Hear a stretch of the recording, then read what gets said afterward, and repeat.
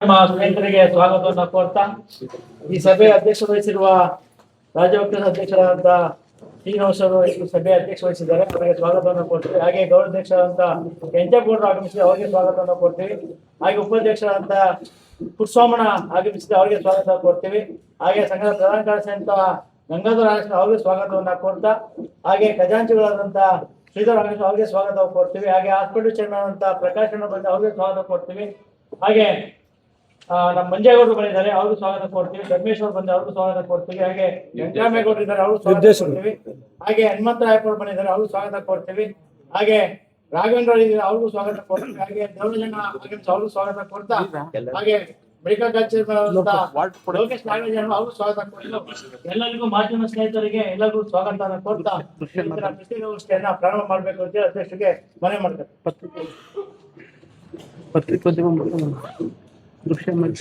ಎಲ್ಲರಿಗೂ ನಮಸ್ಕಾರ. ಈ ಒಂದು ಪತ್ರಿಕಾಗೋಷ್ಠಿಯಲ್ಲಿ ಹಾಸನಾಗಿರ್ತಕ್ಕಂಥ ನಮ್ಮ ಸಂಸ್ಥೆಯ ಗೌರವ ಅಧ್ಯಕ್ಷರಾದಂಥ ಕೆಂಚಪ್ಪಗೌಡ್ರೆ, ಪ್ರಧಾನ ಕಾರ್ಯದರ್ಶಿಗಳಾದಂಥ ಗಂಗಾಧರ್ ಅವರೇ, ಖಜಾಂಚಿಯವರಾದಂಥ ಶ್ರೀಧರ್ ಅವರೇ, ಉಪಾಧ್ಯಕ್ಷರುಗಳಾದಂಥ ಪುಟ್ಸ್ವಾಮಣ್ಣವರೇ ಮತ್ತು ಪ್ರಕಾಶ್ ಅವರೇ, ಬಾಲಣ್ಣ ಅವರೇ, ವೆಂಕಟರಾಮೇಗೌಡ್ರೆ, ಧರ್ಮೇಶ್ ಅವರೇ, ಮಂಜೇಗೌಡ್ರೆ, ಲೋಕೇಶ್ ಅವರೇ, ನಮ್ಮ ದೇವರಾಜಣ್ಣ ಅವರೇ ಮತ್ತು ರಾಘವೇಂದ್ರ ಅವರೇ ಮತ್ತು ನಮ್ಮ ಹನುಮಂತರಾಯಪ್ಪನವರೇ, ನಡೆದಿರ್ತಕ್ಕಂಥ ಎಲ್ಲ ಪತ್ರಿಕಾ ಮಿತ್ರರೇ, ಸ್ನೇಹಿತರೆ, ಮೊನ್ನೆ 23ನೇ ತಾರೀಕು ನಮ್ಮ ಸಂಘದ ನಿರ್ದೇಶಕರು ಆದಂಥ ಕೋನಪ್ರೆಡ್ಡಿಯವರು ಮತ್ತು ಉಮಾಪತಿ ಗೌಡರು, ರಘು ಗೌಡರು ಬಂದು ಸಂಘದಲ್ಲಿ ಅವ್ರ ಜೊತೆ ಒಂದು 50-60 ಜನ ಕರ್ಕೊಂಬಂದು ಸಂಘದಲ್ಲಿ ನೀವು ಮಾಡ್ತಾ ಇರ್ತಕ್ಕಂಥದ್ದು ಅವ್ಯವಹಾರಗಳನ್ನ ಮಾಡ್ತಾ ಇದ್ದೀರಾ ಅಂಥೇಳಿ ಸಂಘದ ಪದಾಧಿಕಾರಿಗಳ ಮೇಲೆ, ಸಂಘದ ನಿರ್ದೇಶಕಗಳ ಮೇಲೆ ಘೋಷಣೆಯನ್ನು ಕೂಗಿ ಸಂಘಕ್ಕೆ ಅವಮಾನವನ್ನು ಮಾಡಿದ್ದಾರೆ. ನಾನು ಏನಂತ ಹೇಳ್ತೀನಿ ಈ ಸಂದರ್ಭದಲ್ಲಿ ಅಂದರೆ, ನಮ್ಮ ಕಾರ್ಯಕಾರಿ ಸಮಿತಿ ಸದಸ್ಯರಿರ್ಬೋದು, ಎಲ್ಲ ನಿರ್ದೇಶಕರಿರ್ಬೋದು, ಯಾವುದೇ ಒಂದು ಅವ್ಯವಹಾರವನ್ನು ಮಾಡಿಲ್ಲ. ಅವ್ರು ಹೇಳ್ದದೇನು, ನಾವು ಅಪಾಯಿಂಟ್ಮೆಂಟ್ ಮಾಡ್ಕೊಳ್ಳೋದಕ್ಕೆ ನಾವು ಆದೇಶನೇ ಕೊಟ್ಟಿಲ್ಲ, ಅವ್ರು ಏಕಾಏಕಿ ಆದೇಶನ ಮಾಡ್ಕೊಳ್ತಾರೆ ಅಂತಂದ್ಬಿಟ್ಟು ಆಪಾದನೆ ಮಾಡಿದ್ದಾರೆ. ಅವರು ಮತ್ತೆ ಸರಿಯಾದಂಥ ರೀತಿಯಲ್ಲಿ ಮಾಡ್ತಾ ಇಲ್ಲ ಅಂತ ಮಾತನ್ನು ಕೂಡ ಹೇಳಿದ್ದಾರೆ. ಮತ್ತು ಇಲ್ಲದ ಸಲ್ಲದ ದೌರ್ಜನ್ಯ ಮಾಡ್ತಾ ಇದ್ದಾರೆ ಅಂತಂದ್ಬಿಟ್ಟು ನಮ್ಮ ಮೇಲೆ ಎಲ್ಲ ನಿರ್ದೇಶನ ಆಪಾದನೆಯನ್ನು ಮಾಡಿದ್ದಾರೆ. ನಾನು ಈ ಮೂಲಕ ಆ ಕೋನಪ್ರೆಡ್ಡಿಯವ್ರು ಇರ್ಬೋದು, ಉಮಾಪತಿ ಇರ್ಬೋದು, ರಘುಗೌಡ್ರಿಗಿರ್ಬೋದು ಒಂದು ಮಾತನ್ನು ಹೇಳೋಕ್ಕೆ ಇಚ್ಛೆ ಪಡ್ತೀನಿ. ಯಾಕೆ ಅಂತಂದರೆ, ತಾರೀಕು 17/9/2025 ನಡೆದ ಸಭೆಯಲ್ಲಿ NMCಗೆ ನಾವು ಬೋಧಕ ಸಿಬ್ಬಂದಿಗಳನ್ನು ನೇಮಕ ಮಾಡ್ಕೊಬೇಕು ಅಂತೇಳಿ, ಅವತ್ತಿನ ಬೋಧಕೇತರ ಸಿಬ್ಬಂದಿಗಳನ್ನ ನೇಮಕ ಮಾಡ್ಕೊಬೇಕು ಅಂತೇಳಿ ಅವತ್ತಿನ ಪ್ರಧಾನ ಕಾರ್ಯದರ್ಶಿಗಳಾದಂಥ ಕೋನಪ್ರೆಡ್ಡಿಯವರು ಆದೇಶ ಮಾಡ್ತಾರೆ. ಆ ಆದೇಶ ಪ್ರತಿ ನನ್ನ ಹತ್ರ ಇದೆ, 17/9. ಅದಾದ ನಂತರ ಮತ್ತೆ ಇನ್ನೊಂದು ಡೇಟಲ್ಲಿ 17/2025 ಮಾಡ್ತಾರೆ.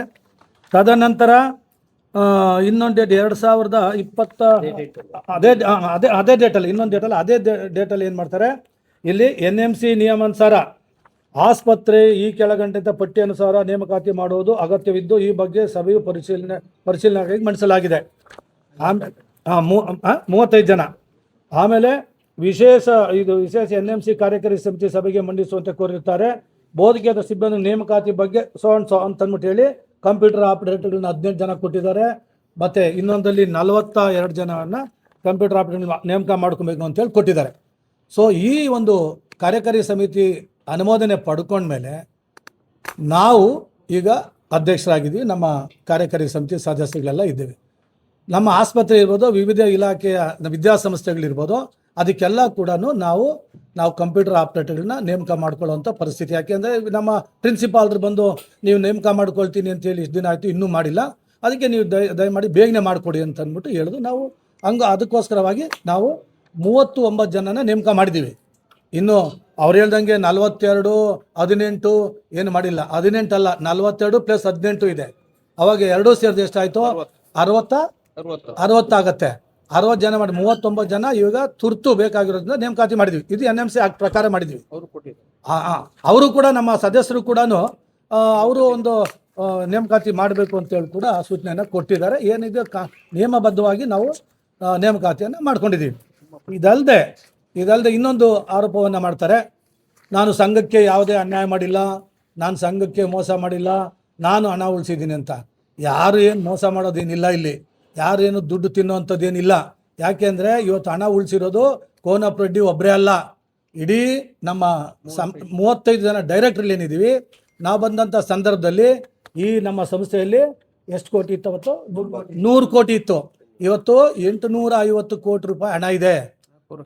4.5 ವರ್ಷದಲ್ಲಿ 850 ಕೋಟಿ ರೂಪಾಯಿ ಹಣ ಇಟ್ಟಿದ್ದೀವಿ.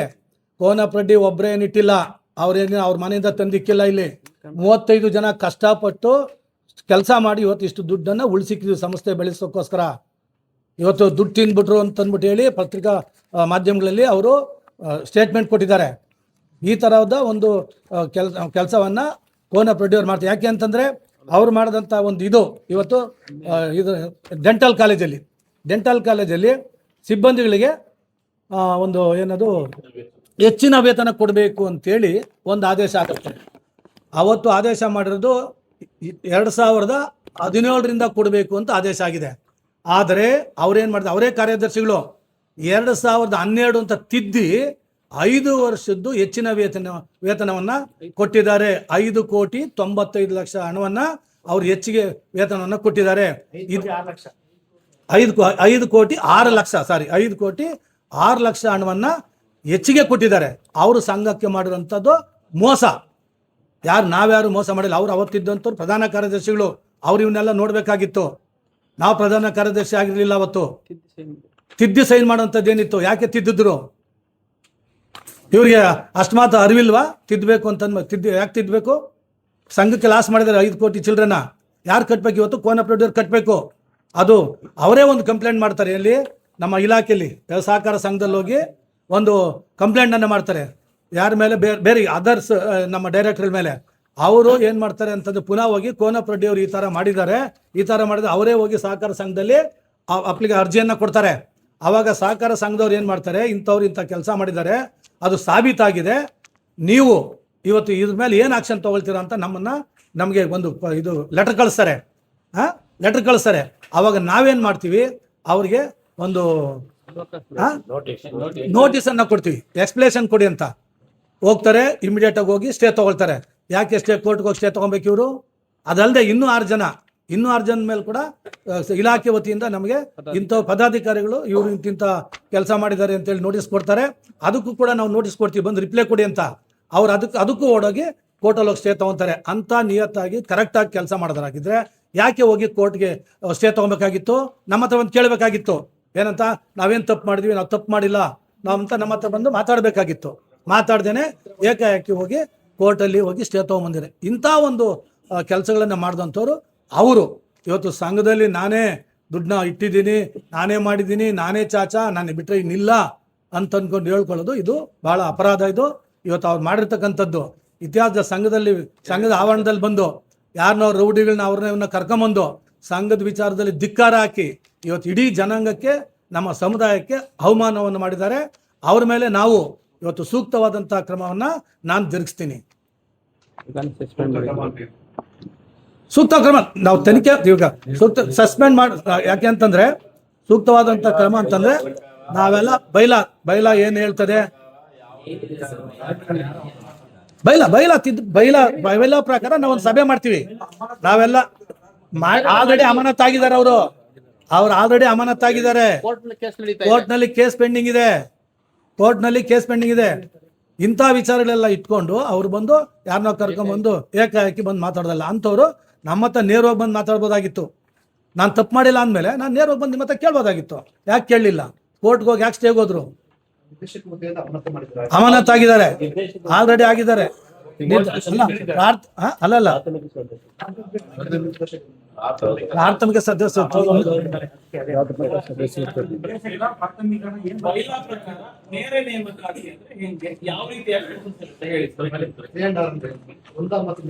ಹೌದು, ವೃಂದ ಮತ್ತು ಅಲ್ಲ, ವೃಂದ ಮತ್ತು ನೇಮಕಾತಿ ಅಂತಂದ್ರೆ ಅವರು ಬೋಧಕೇತರಿಗೆ ಈಗ ಯಾವ ಎಜುಕೇಶನ್, ಈಗ ಒಂದು ಕಂಪ್ಯೂಟರ್ ಆಪರೇಟರ್ ತಗೊಳ್ತೀವಿ, ಅವರು ಡಿಗ್ರಿ ಹೋಲ್ಡರ್ ಆಗಿರ್ಬೇಕು.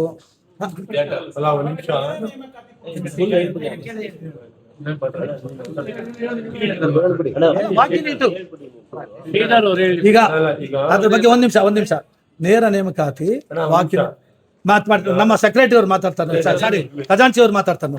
ಈಗ ವಿಚಾರಗಳು ಅಲಿಗೇಷನ್ ಏನೇನ್ ಮಾಡಿದ್ದಾರೆ ಆ ವಿಚಾರವಾಗಿ ಸಂಕ್ಷಿಪ್ತವಾಗಿ ಮಾಹಿತಿಯನ್ನ ಕೊಟ್ಬಿಡ್ತಾರೆ. ಬನ್ನಿ ಅಲ್ಲಿಡಪ್ಪ, ಬನ್ನಿ ನಿಂತ್ಕೊಂಡೆ ಮಾತಾಡ್ಬಿಡ್ಲ ಎಲ್ಲ ಬರಲ್ಲ ಇದು ಇದ್ಬಿಡಮ್ಮ ಅಲ್ಲಿ.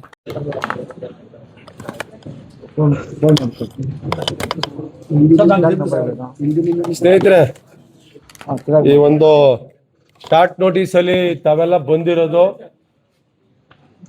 ಒಂದು ಶಾರ್ಟ್ ನೋಟಿಸ್ ಅಲ್ಲಿ ತಾವೆಲ್ಲ ಇಷ್ಟು ಸಂಖ್ಯೆಯಲ್ಲಿ ಬಂದಿರೋದು ಬಹಳ ಸಂತೋಷ. ಯಾಕೆಂದ್ರೆ ಇವತ್ತು ಎಲೆಕ್ಟ್ರಾನಿಕ್ ಮೀಡಿಯಾ, ಮುದ್ರಣ ಮೀಡಿಯಾ ಹಾಗೂ ಸಾಮಾಜಿಕ ಜಾಲತಾಣಗಳು ಬಹಳ ತೀಕ್ಷ್ಣವಾಗಿ ತ್ವರಿತಗತಿಯಲ್ಲಿ ಸತ್ಯ ಮಾಹಿತಿಯನ್ನ ರವಾನೆ ಮಾಡೋದ್ರಲ್ಲಿ ತಾವು ಮುಂಚೂಣಿಲಿರುವಂಥದ್ದು ಬಹಳ ಸಂತೋಷ. ಅದರಲ್ಲೂ ವಿಶೇಷವಾಗಿ social media, WhatsApp group media ಇಂಥವಕ್ಕೆ ವಿಶೇಷವಾಗಿ ನಾನು ಅವ್ರಿಗೆ ಸ್ವಾಗತವನ್ನು ಕೋರ್ತೀನಿ.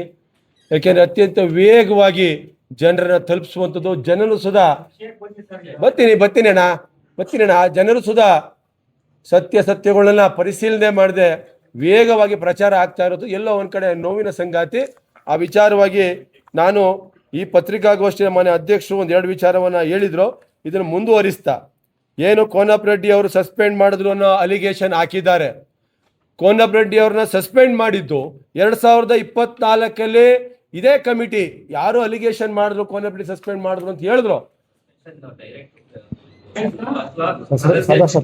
ಸದಸ್ಯತ್ವದಿಂದ ವಜಾ ಮಾಡಿದ್ದು 2024 ವಜಾ ಮಾಡ್ತಾರೆ. ಅವತ್ತು ಯಾರಿದ್ರು? ಅವತ್ತು ಅಧ್ಯಕ್ಷರು ಯಾರು, ಸೆಕ್ರೆಟರಿ ಯಾರು, ಖಜಾಂಚಿ ಯಾರು? ಅವತ್ತು ಆದೇಶ ಕೊಟ್ಟವ್ರು ಯಾರು? ಅವರ ಪಕ್ಕದಲ್ಲಿದ್ದವ್ರೆ. ಅವತ್ತು ಖಜಾಂಚಿ ಆಗಿದ್ದವ್ರು ಉಮಾಪತಿ ಅವರು. ಅವತ್ತು ಕೋನಪ್ಪ ರೆಡ್ಡಿನ ಸಸ್ಪೆಂಡ್ ಮಾಡ್ತಾರೆ, ಇವತ್ತು ಜೊತೆಲಿ ಬಂದಿದ್ದಾರೆ ಅವರು.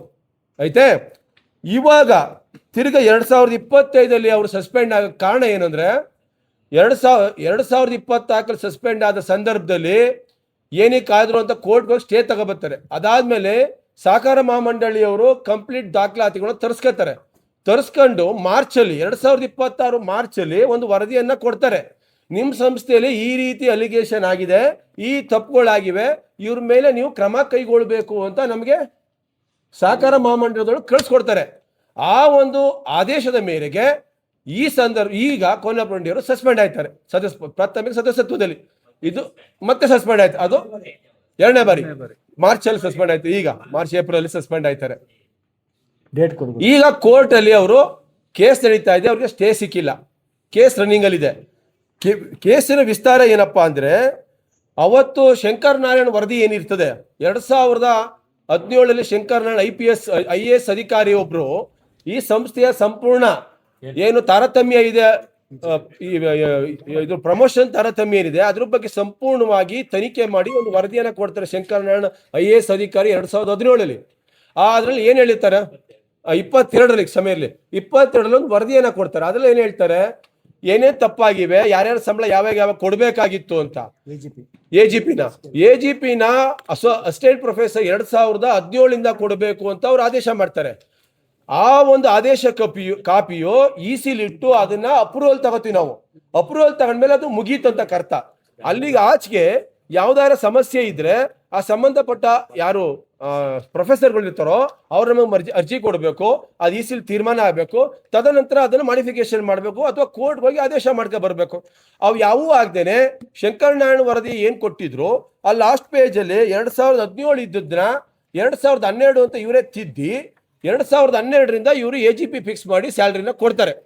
ಇದರಿಂದ ಸಂಘಕ್ಕೆ 5,06,00,000 ರೂಪಾಯಿ ನುಕ್ಸಾನ್ ಆಯ್ತದೆ. ಈ ವರದಿ ಆಧರಿಸಿ ಏನು ಆ ಸಹಕಾರ ಮಹಾಮಂಡಲದವರು ಅವ್ರ ಮೇಲೆ ಕ್ರಮ ಕೈಗೊಳ್ಳಬೇಕು ಅಂತ ಕೊಟ್ಟ ಮೇಲೆ ನಾವು ತಗೊಂಡಿರೋದು ಕ್ರಮನ. ಸೊ ಹಾಗಾಗಿ ಅವ್ರು ಸಸ್ಪೆಂಡ್ ಆಗಿರುವಂಥ ವಿಚಾರವಾಗಿ ತಮ್ಮ ಮುಂದೆ ಗಮನ ತರ್ತಾ ಇರುವಂಥದ್ದು. ಎರಡನೇದು ಏನು BG ವಿಚಾರವಾಗಿ ಅಲಿಗೇಷನ್ ಮಾಡ್ತಾರೆ ಯಾರು, ಉಮಾಪತಿ ಅವರು. ಏನಂತ, ನಕಲಿ ಬಿಜಿ ಕೊಟ್ಟಿರೋರ್ಗೆ, ಬ್ಲಾಕ್ ಲಿಸ್ಟ್ ಹಾಕಿರೋರ್ಗೆ ಮರು ಕರಾರನ್ನ ಮಾಡ್ಕೊಂಡಿದ್ದಾರೆ ಅಂತ ತಾವೆಲ್ಲ ನಾವು ನೋಡಿರ್ಬೋದು. ಈ ಮರು ಕರಾರನ್ನ ಮಾಡಿಕೊಟ್ಟಂತವ್ರು ಯಾರು? ಅವರ ಪಕ್ಕದಲ್ಲೇ ಅವತ್ತು ಕೂತಿದ್ದ ಮಾನ್ಯ ಕೋನಪ್ಪ ರೆಡ್ಡಿ ಅವರು ಸೈನ್ ಮಾಡಿದ್ದಾರೆ. ಇಲ್ಲಿ ಯಾಕೆ ನಾನು ಸೋಷಿಯಲ್ ಮೀಡಿಯಾದ ಮೇಲೆ ಬಹಳ ವಿಶ್ವಾಸದಲ್ಲಿ ಮಾತಾಡ್ತೀನಿ ಅಂದ್ರೆ, ಯಾರೋ ಉದ್ವೇಗದಲ್ಲಿ ಏನೋ ಮಾತಾಡಿದಾಗ ಅದು ಯಥಾತಥವಾಗಿ ಹೊರಟಾಗ ಒಂದು ಮನೆಗೆ, ಅವ್ರ ಹೆಂಡತಿಗೆ, ಮಕ್ಕಳಿಗೆ, ಕುಟುಂಬಕ್ಕೆ ನೋವಾಗ್ತದೆ. ಸತ್ಯಗಳನ್ನ ದಾಖಲಾತಿ ಇಟ್ಕೊಂಡು ಮಾತಾಡಿದ್ರೆ ನಮ್ಗೆ ಏನು ಬೇಜಾರು? ತಪ್ಪಾಗಿದ್ರೆ ನಾವು ಒಪ್ಕೋತೀವಿ, ತಪ್ಪನ್ನ ಸರಿ ಮಾಡ್ಕೊಳ್ಳೋಕೆ ನಾವು ಸಿದ್ಧರಿದ್ದೀವಿ. ಇವತ್ತು ಏನು ಬಿಜಿ ಬ್ಲಾಕ್ ಲಿಸ್ಟ್ ಕೊಟ್ಟವ್ರಿಗೆ, ನಕಲಿ ಬಿಜಿ ಕೊಟ್ಟವ್ರಿಗೆ ಅವ್ರಿಗೆ ಕರಾರು ಮಾಡ್ಕೊಂಡವ್ರೆ ಅಂತ ಅವ್ರು ಅಲಿಗೇಷನ್ ಮಾಡ್ತಾರೆ. ನಕಲಿ ಬಿಜಿ ಅಂದ್ರೆ ಅಡ್ವಾನ್ಸ್ ಕೇಳ್ತಾರೆ ಅವರು. ಆ ಅಡ್ವಾನ್ಸ್ಗೆ ಅವರು ಬ್ಯಾಂಕ್ ಗ್ಯಾರಂಟಿ ಕೊಡಬೇಕು. ಇದು ಸುಮಾರು ಹೇಳ್ತೀನಿ ಒಂದ್ ನಿಮಿಷ. ಹಾಸ್ಪಿಟಲ್ದು ಬಿ ಬ್ಲಾಕ್ದು ಸುಮಾರು 30 ಕೋಟಿ ಚಿಲ್ಲರೆ ಕಾಮಗಾರಿದು ಒಬ್ಬರಿಗೆ KVR ಅನ್ನೋರಿಗೆ ಟೆಂಡರ್ ಆಯ್ತದೆ. ಅವನಿಗೆ ಅಡ್ವಾನ್ಸು 1,96,00,000 ರೂಪಾಯಿ ಅಡ್ವಾನ್ಸ್ ಕೊಡಬೇಕಾಗುತ್ತೆ. 5% ಹಂಗೆ ಅಂದಾಜು ಮೊತ್ತ ತಮ್ಗೆ ಗಮನಕ್ಕೆ ತರ್ತಾ ಇರೋದು. ಈ 5% ಅವ್ರಿಗೆ ಅಡ್ವಾನ್ಸ್ ಕೊಡಬೇಕು ಅಂದ್ರೆ 5% ಬಿಜಿ ಕೊಡಬೇಕು. ಅವರು ಬಿಜಿಯನ್ನು ನಕಲಿ ಕೊಡ್ತಾರೆ. KVR ಕನ್ಸ್ಟ್ರಕ್ಷನ್ ಅವರು ನಕಲಿ ಅಂದ್ರೆ ನಮ್ಗೆ ಗೊತ್ತಿಲ್ಲ, ನಕಲಿ ಅಂತ ನಾವು ಅನ್ಕೊಂಡಿದೀವಿ, ನಕಲಿನೇ ಅದು ಬಿಡಿ.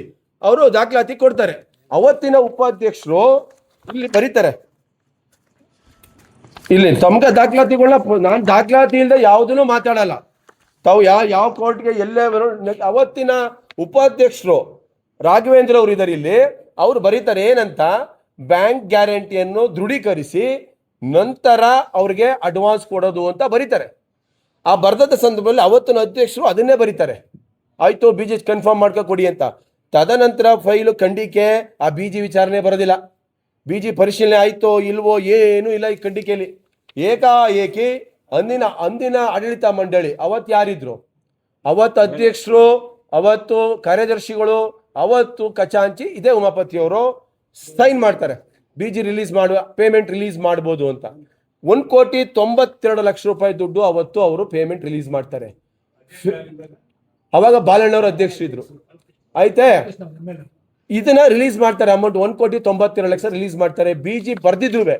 ನಂತರ ನಾವು ಬಿಜಿನ ಅಡ್ವಾನ್ಸ್ ಕೊಟ್ಟು ಮಾಹಿತಿ ಗೊತ್ತಿದ್ದಾಗ ಅದ್ರ ನೆಕ್ಸ್ಟ್ ECಲಿ ನಾವು ತಕರಾರು ತೆಗಿತೀವಿ, ಬಿಜಿ ಕನ್ಫರ್ಮ್ ಆಗಿಲ್ಲ ಅಂತ. ಆಗ ಬಿಜಿ ಕನ್ಫರ್ಮ್ ಹೋದಾಗ ಎಲ್ಲ ಬಿಜಿಗಳು ನಕಲಿ ಫ್ರಾಡ್ ಬಿಜಿಗಳು ಕ್ರಿಯೇಟ್ ಮಾಡಿರ್ತಾರೆ. ಆ ಸಂದರ್ಭದಲ್ಲಿ ನಾವು ಅಂತ ಕಾಂಟ್ರಾಕ್ಟರ್ನ ಬ್ಲ್ಯಾಕ್ ಲಿಸ್ಟ್ ಹಾಕ್ಬೇಕು. ಬ್ಲ್ಯಾಕ್ ಲಿಸ್ಟ್ ಅಂತ ಇದೇ EC ತೀರ್ಮಾನ ಆಯ್ತದೆ. ಯಾರು ಬಿಜಿ ನಕಲು ಕೊಟ್ಟಿದ್ದಾರೆ ಅವರ ಬ್ಲ್ಯಾಕ್ ಲಿಸ್ಟ್ ಮಾಡಬೇಕು ಅಂತ ತೀರ್ಮಾನ ಆಯ್ತದೆ. ತೀರ್ಮಾನ ಆದ ವಿಚಾರಣೆ ಅವರು ಪ್ರಸ್ತಾವನೆ ತಮ್ಮ ಮುಂದೆ ಸಲ್ಲಿಸಿದ್ದು. ಅದೇ ಅವ್ರು ಹೇಳ್ತಾ ಇರೋದು, ನಾವಲ್ಲ. ಅದೇ ಕಾಂಟ್ರಾಕ್ಟರ್ಗೆ ಮರು ಟೆಂಡರ್ ಕೊಟ್ಟಿದ್ದಾರೆ ಅಂತ ಅವ್ರು ಅಲಿಗೇಷನ್ ಮಾಡ್ತಾ ಇದ್ದಾರೆ.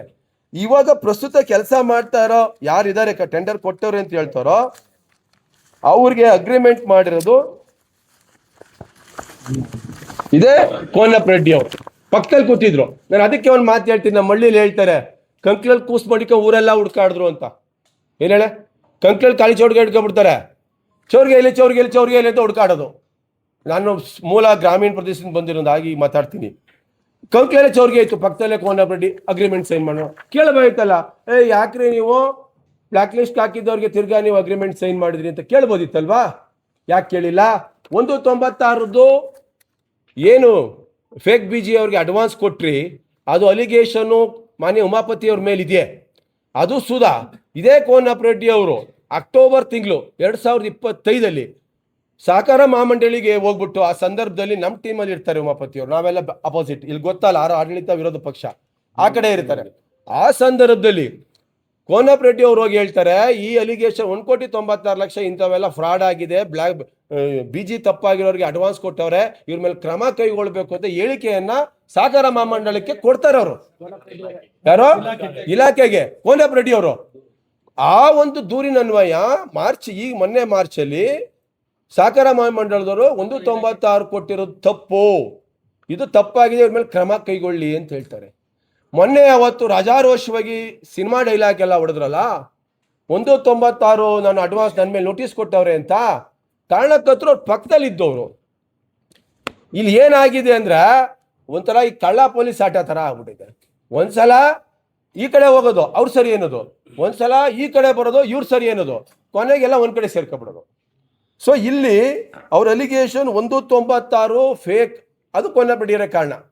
ಫೇಕ್ ಕೊಟ್ಟವ್ರೆ, ಇದ್ರ ಮೇಲೆ ಕ್ರಮ ಕೈಗೊಳ್ಳಿ ಅಂತ ಹೋಗಿ ಅಲ್ಲಿಂದ ಆದೇಶ ಬಂತು. ಅದಕ್ಕೆ ನಾವು ನೋಟಿಸ್ ಕೊಟ್ಟಿದ್ದೀವಿ, ಏನು ಕ್ರಮ ಕೈಗೊಳ್ಳಿ ಅಂತ ಸಹಕಾರ ಮಂಡಳಿಯವರು ಹೇಳವ್ರು. ನೋಟಿಸ್ ಕೊಟ್ಟ ಮೇಲೆ ಅವರು ಕೋರ್ಟ್ಗೆ ಹೋಗಿ ಸ್ಟೇ ತಗೊಬಂದ್ರು. ನೋಟಿಸ್ಗೆ ಏನ್ ಮಾಡ್ಬೇಕು? ಸಹಜವಾಗಿ ಉತ್ತರ ಕೊಡಬೇಕು. ನಾನು ತಪ್ಪು ಮಾಡಿಲ್ಲ, ನಾನು ಫೇಕ್ BGನ ಕನ್ಫರ್ಮೇಶನ್ ಮಾಡ್ಕೊಳ್ದೆ ಪೇಮೆಂಟ್ ಕೊಟ್ಟಿಲ್ಲ, ಕರೆಕ್ಟಾಗಿ ಮಾಡಿದ್ದೀನಿ, ನಂದೇನು ತಪ್ಪಿಲ್ಲ ಅಂತ ಈ ಸಂಘ ಕೊಡ್ಬೇಕಲ್ವೇ? ಫಾರ್ಮೇಟ್ ಹಂಗೆ ತಾನೆ, ನೋಟಿಸ್ ಬಂದಾಗ ಅದಕ್ಕೆ ಉತ್ತರ ಕೊಡಬೇಕು. ಕೋರ್ಟ್ಗೆ ಹೋದ್ರು, ಯಾಕೆ ಹೋದ್ರು ಕೋರ್ಟ್ಗೆ? ಸ್ಟೇ ಯಾಕೆ ತಂದ್ರು? ಸೊ ಇಲ್ಲಿ ನಾನು 196 ವಿಚಾರ ಕ್ಲಾರಿಫಿಕೇಶನ್ ಮಾಡಿದ್ದೀನಿ. ಬ್ಲ್ಯಾಕ್ ಲಿಸ್ಟ್ ಹಾಕಿದ್ದವ್ರಿಗೆ 1,92,00,000 ಕ್ಲಿಯರ್ ಮಾಡಿದ್ದೀನಿ, ತಮಗೆ ಗಮನಕ್ಕೆ ತಂದಿದ್ದೀನಿ ವಿತ್ ರೆಕಾರ್ಡು. ಆಮೇಲೆ ಏನು ಬ್ಲ್ಯಾಕ್ ಲಿಸ್ಟ್ ಆದವ್ರಿಗೆ ವರ್ಕ್ ಆರ್ಡರ್ ಕೊಟ್ಟಿದ್ದು ನಾನು ಹೇಳ್ತಾ ಇಲ್ಲ, ಅವರು ಕೊಟ್ಟವ್ರೆ ಅಂತ ಅವರೇ ಹೇಳ್ತಾ ಇರೋದು. ಅವ್ರಿಗೆ ಸೈನ್ ಮಾಡಿರೋದು ಕೋನಪ್ಪ ರೆಡ್ಡಿ ಅವರೇ, ಅಗ್ರಿಮೆಂಟ್ ಸೈನ್ ಮಾಡೋದು ದಾಖಲಾತಿಗಳನ್ನ ಕೊಡ್ತೀನಿ. ತದನಂತರ BG ಆದ್ಮೇಲೆ ಇದು 11.5 ಲಕ್ಷದ ವಿಚಾರವಾಗಿ ಇಲ್ಲ, ಇದು BGD ಆಯ್ತಲ್ಲ. ಇದು ಬೇರೆ ಇನ್ನೊಂದು ಅಲಿಗೇಷನ್ ಅವ್ರ ಮಾನ್ಯ ಸೆಕ್ರೆಟರಿ ಅವ್ರು ಮಾತಾಡ್ತಾರೆ. 4ನೇದು. 5ನೇ ಅಲಿಗೇಷನ್ 11.5 ಲಕ್ಷ ರೂಪಾಯಿ ದುಡ್ಡಿನ ವಿಚಾರವಾಗಿ ಲಾಯರ್ಗೆ ಫೀಸ್ ಕೊಟ್ಟಿರೋದು. ಇದರಲ್ಲಿ ನಾವು ಹೇಳ್ತೀವಿ ಅವ್ರಿಗೆ, ಇದು ಕೊಟ್ಟಿರೋದು ತಪ್ಪು, 11.5 ಲಕ್ಷ ಲಾಯರ್ಗೆ ಫೀಸ್ ಕೊಟ್ಟಿರೋದು ಅಂತ. ಅವತ್ತು ಇಲ್ಲಿ ನಡೆದಂತ ಕಾರ್ಯಕಾರಿ ಸಮಿತಿಲಿ ಅಥವಾ ಕಾರ್ಯಕಾರಿ ಸಮಿತಿ ವಿಡಿಯೋ ಕಾನ್ಫರೆನ್ಸ್ ಮೀಟಿಂಗ್ ಅವಿಶ್ವಾಸದ ನಿರ್ಣಯ ಸಂದರ್ಭದಲ್ಲಿ ಅವ್ರು ಹೇಳ್ತಾರೆ, ಏನ್ 11.5 ಲಕ್ಷ ಕೊಟ್ಟಿರೋದು ತಪ್ಪು ಅಂತ ಕಂಡು ಬಂದ್ರೆ ನಾನು ಕೈಯಿಂದ ಕೊಡ್ತೀನಿ ಅಂತ ಉಮಾಪತಿ ಅವರು ಹೇಳ್ತಾರೆ. ಇಲ್ಲಿ ರೆಕಾರ್ಡ್ ಆಗಿದೆ, ಇದು ಆನ್ ರೆಕಾರ್ಡ್, ಇವೆಲ್ಲ ನಾನು ಮಾತಾಡ್ತಾ ಇರೋದು. ಇವಾಗ ಈ 11.5 ಲಕ್ಷದ ವಿಚಾರಕ್ಕೂ ಕೋನಪ್ಪ ರೆಡ್ಡಿ ಅವರೇ ಹೋಗಿ ಅಲ್ಲಿ ವರದಿ ಕೊಡಿ ಸಹಕಾರ ಮಹಾಮಂಡಳಿ ದೂರ್ ಕೊಟ್ಟಿದ್ದು. ಏನು ಇವರು 11.5 ಲಕ್ಷ ಕೊಟ್ಬಿಟ್ಟವ್ರೆ, ತಪ್ಪಾಗಿ ಲಾಯರ್ ಫೀಸ್ ಕೊಟ್ಟವ್ರೆ ಅಂತ.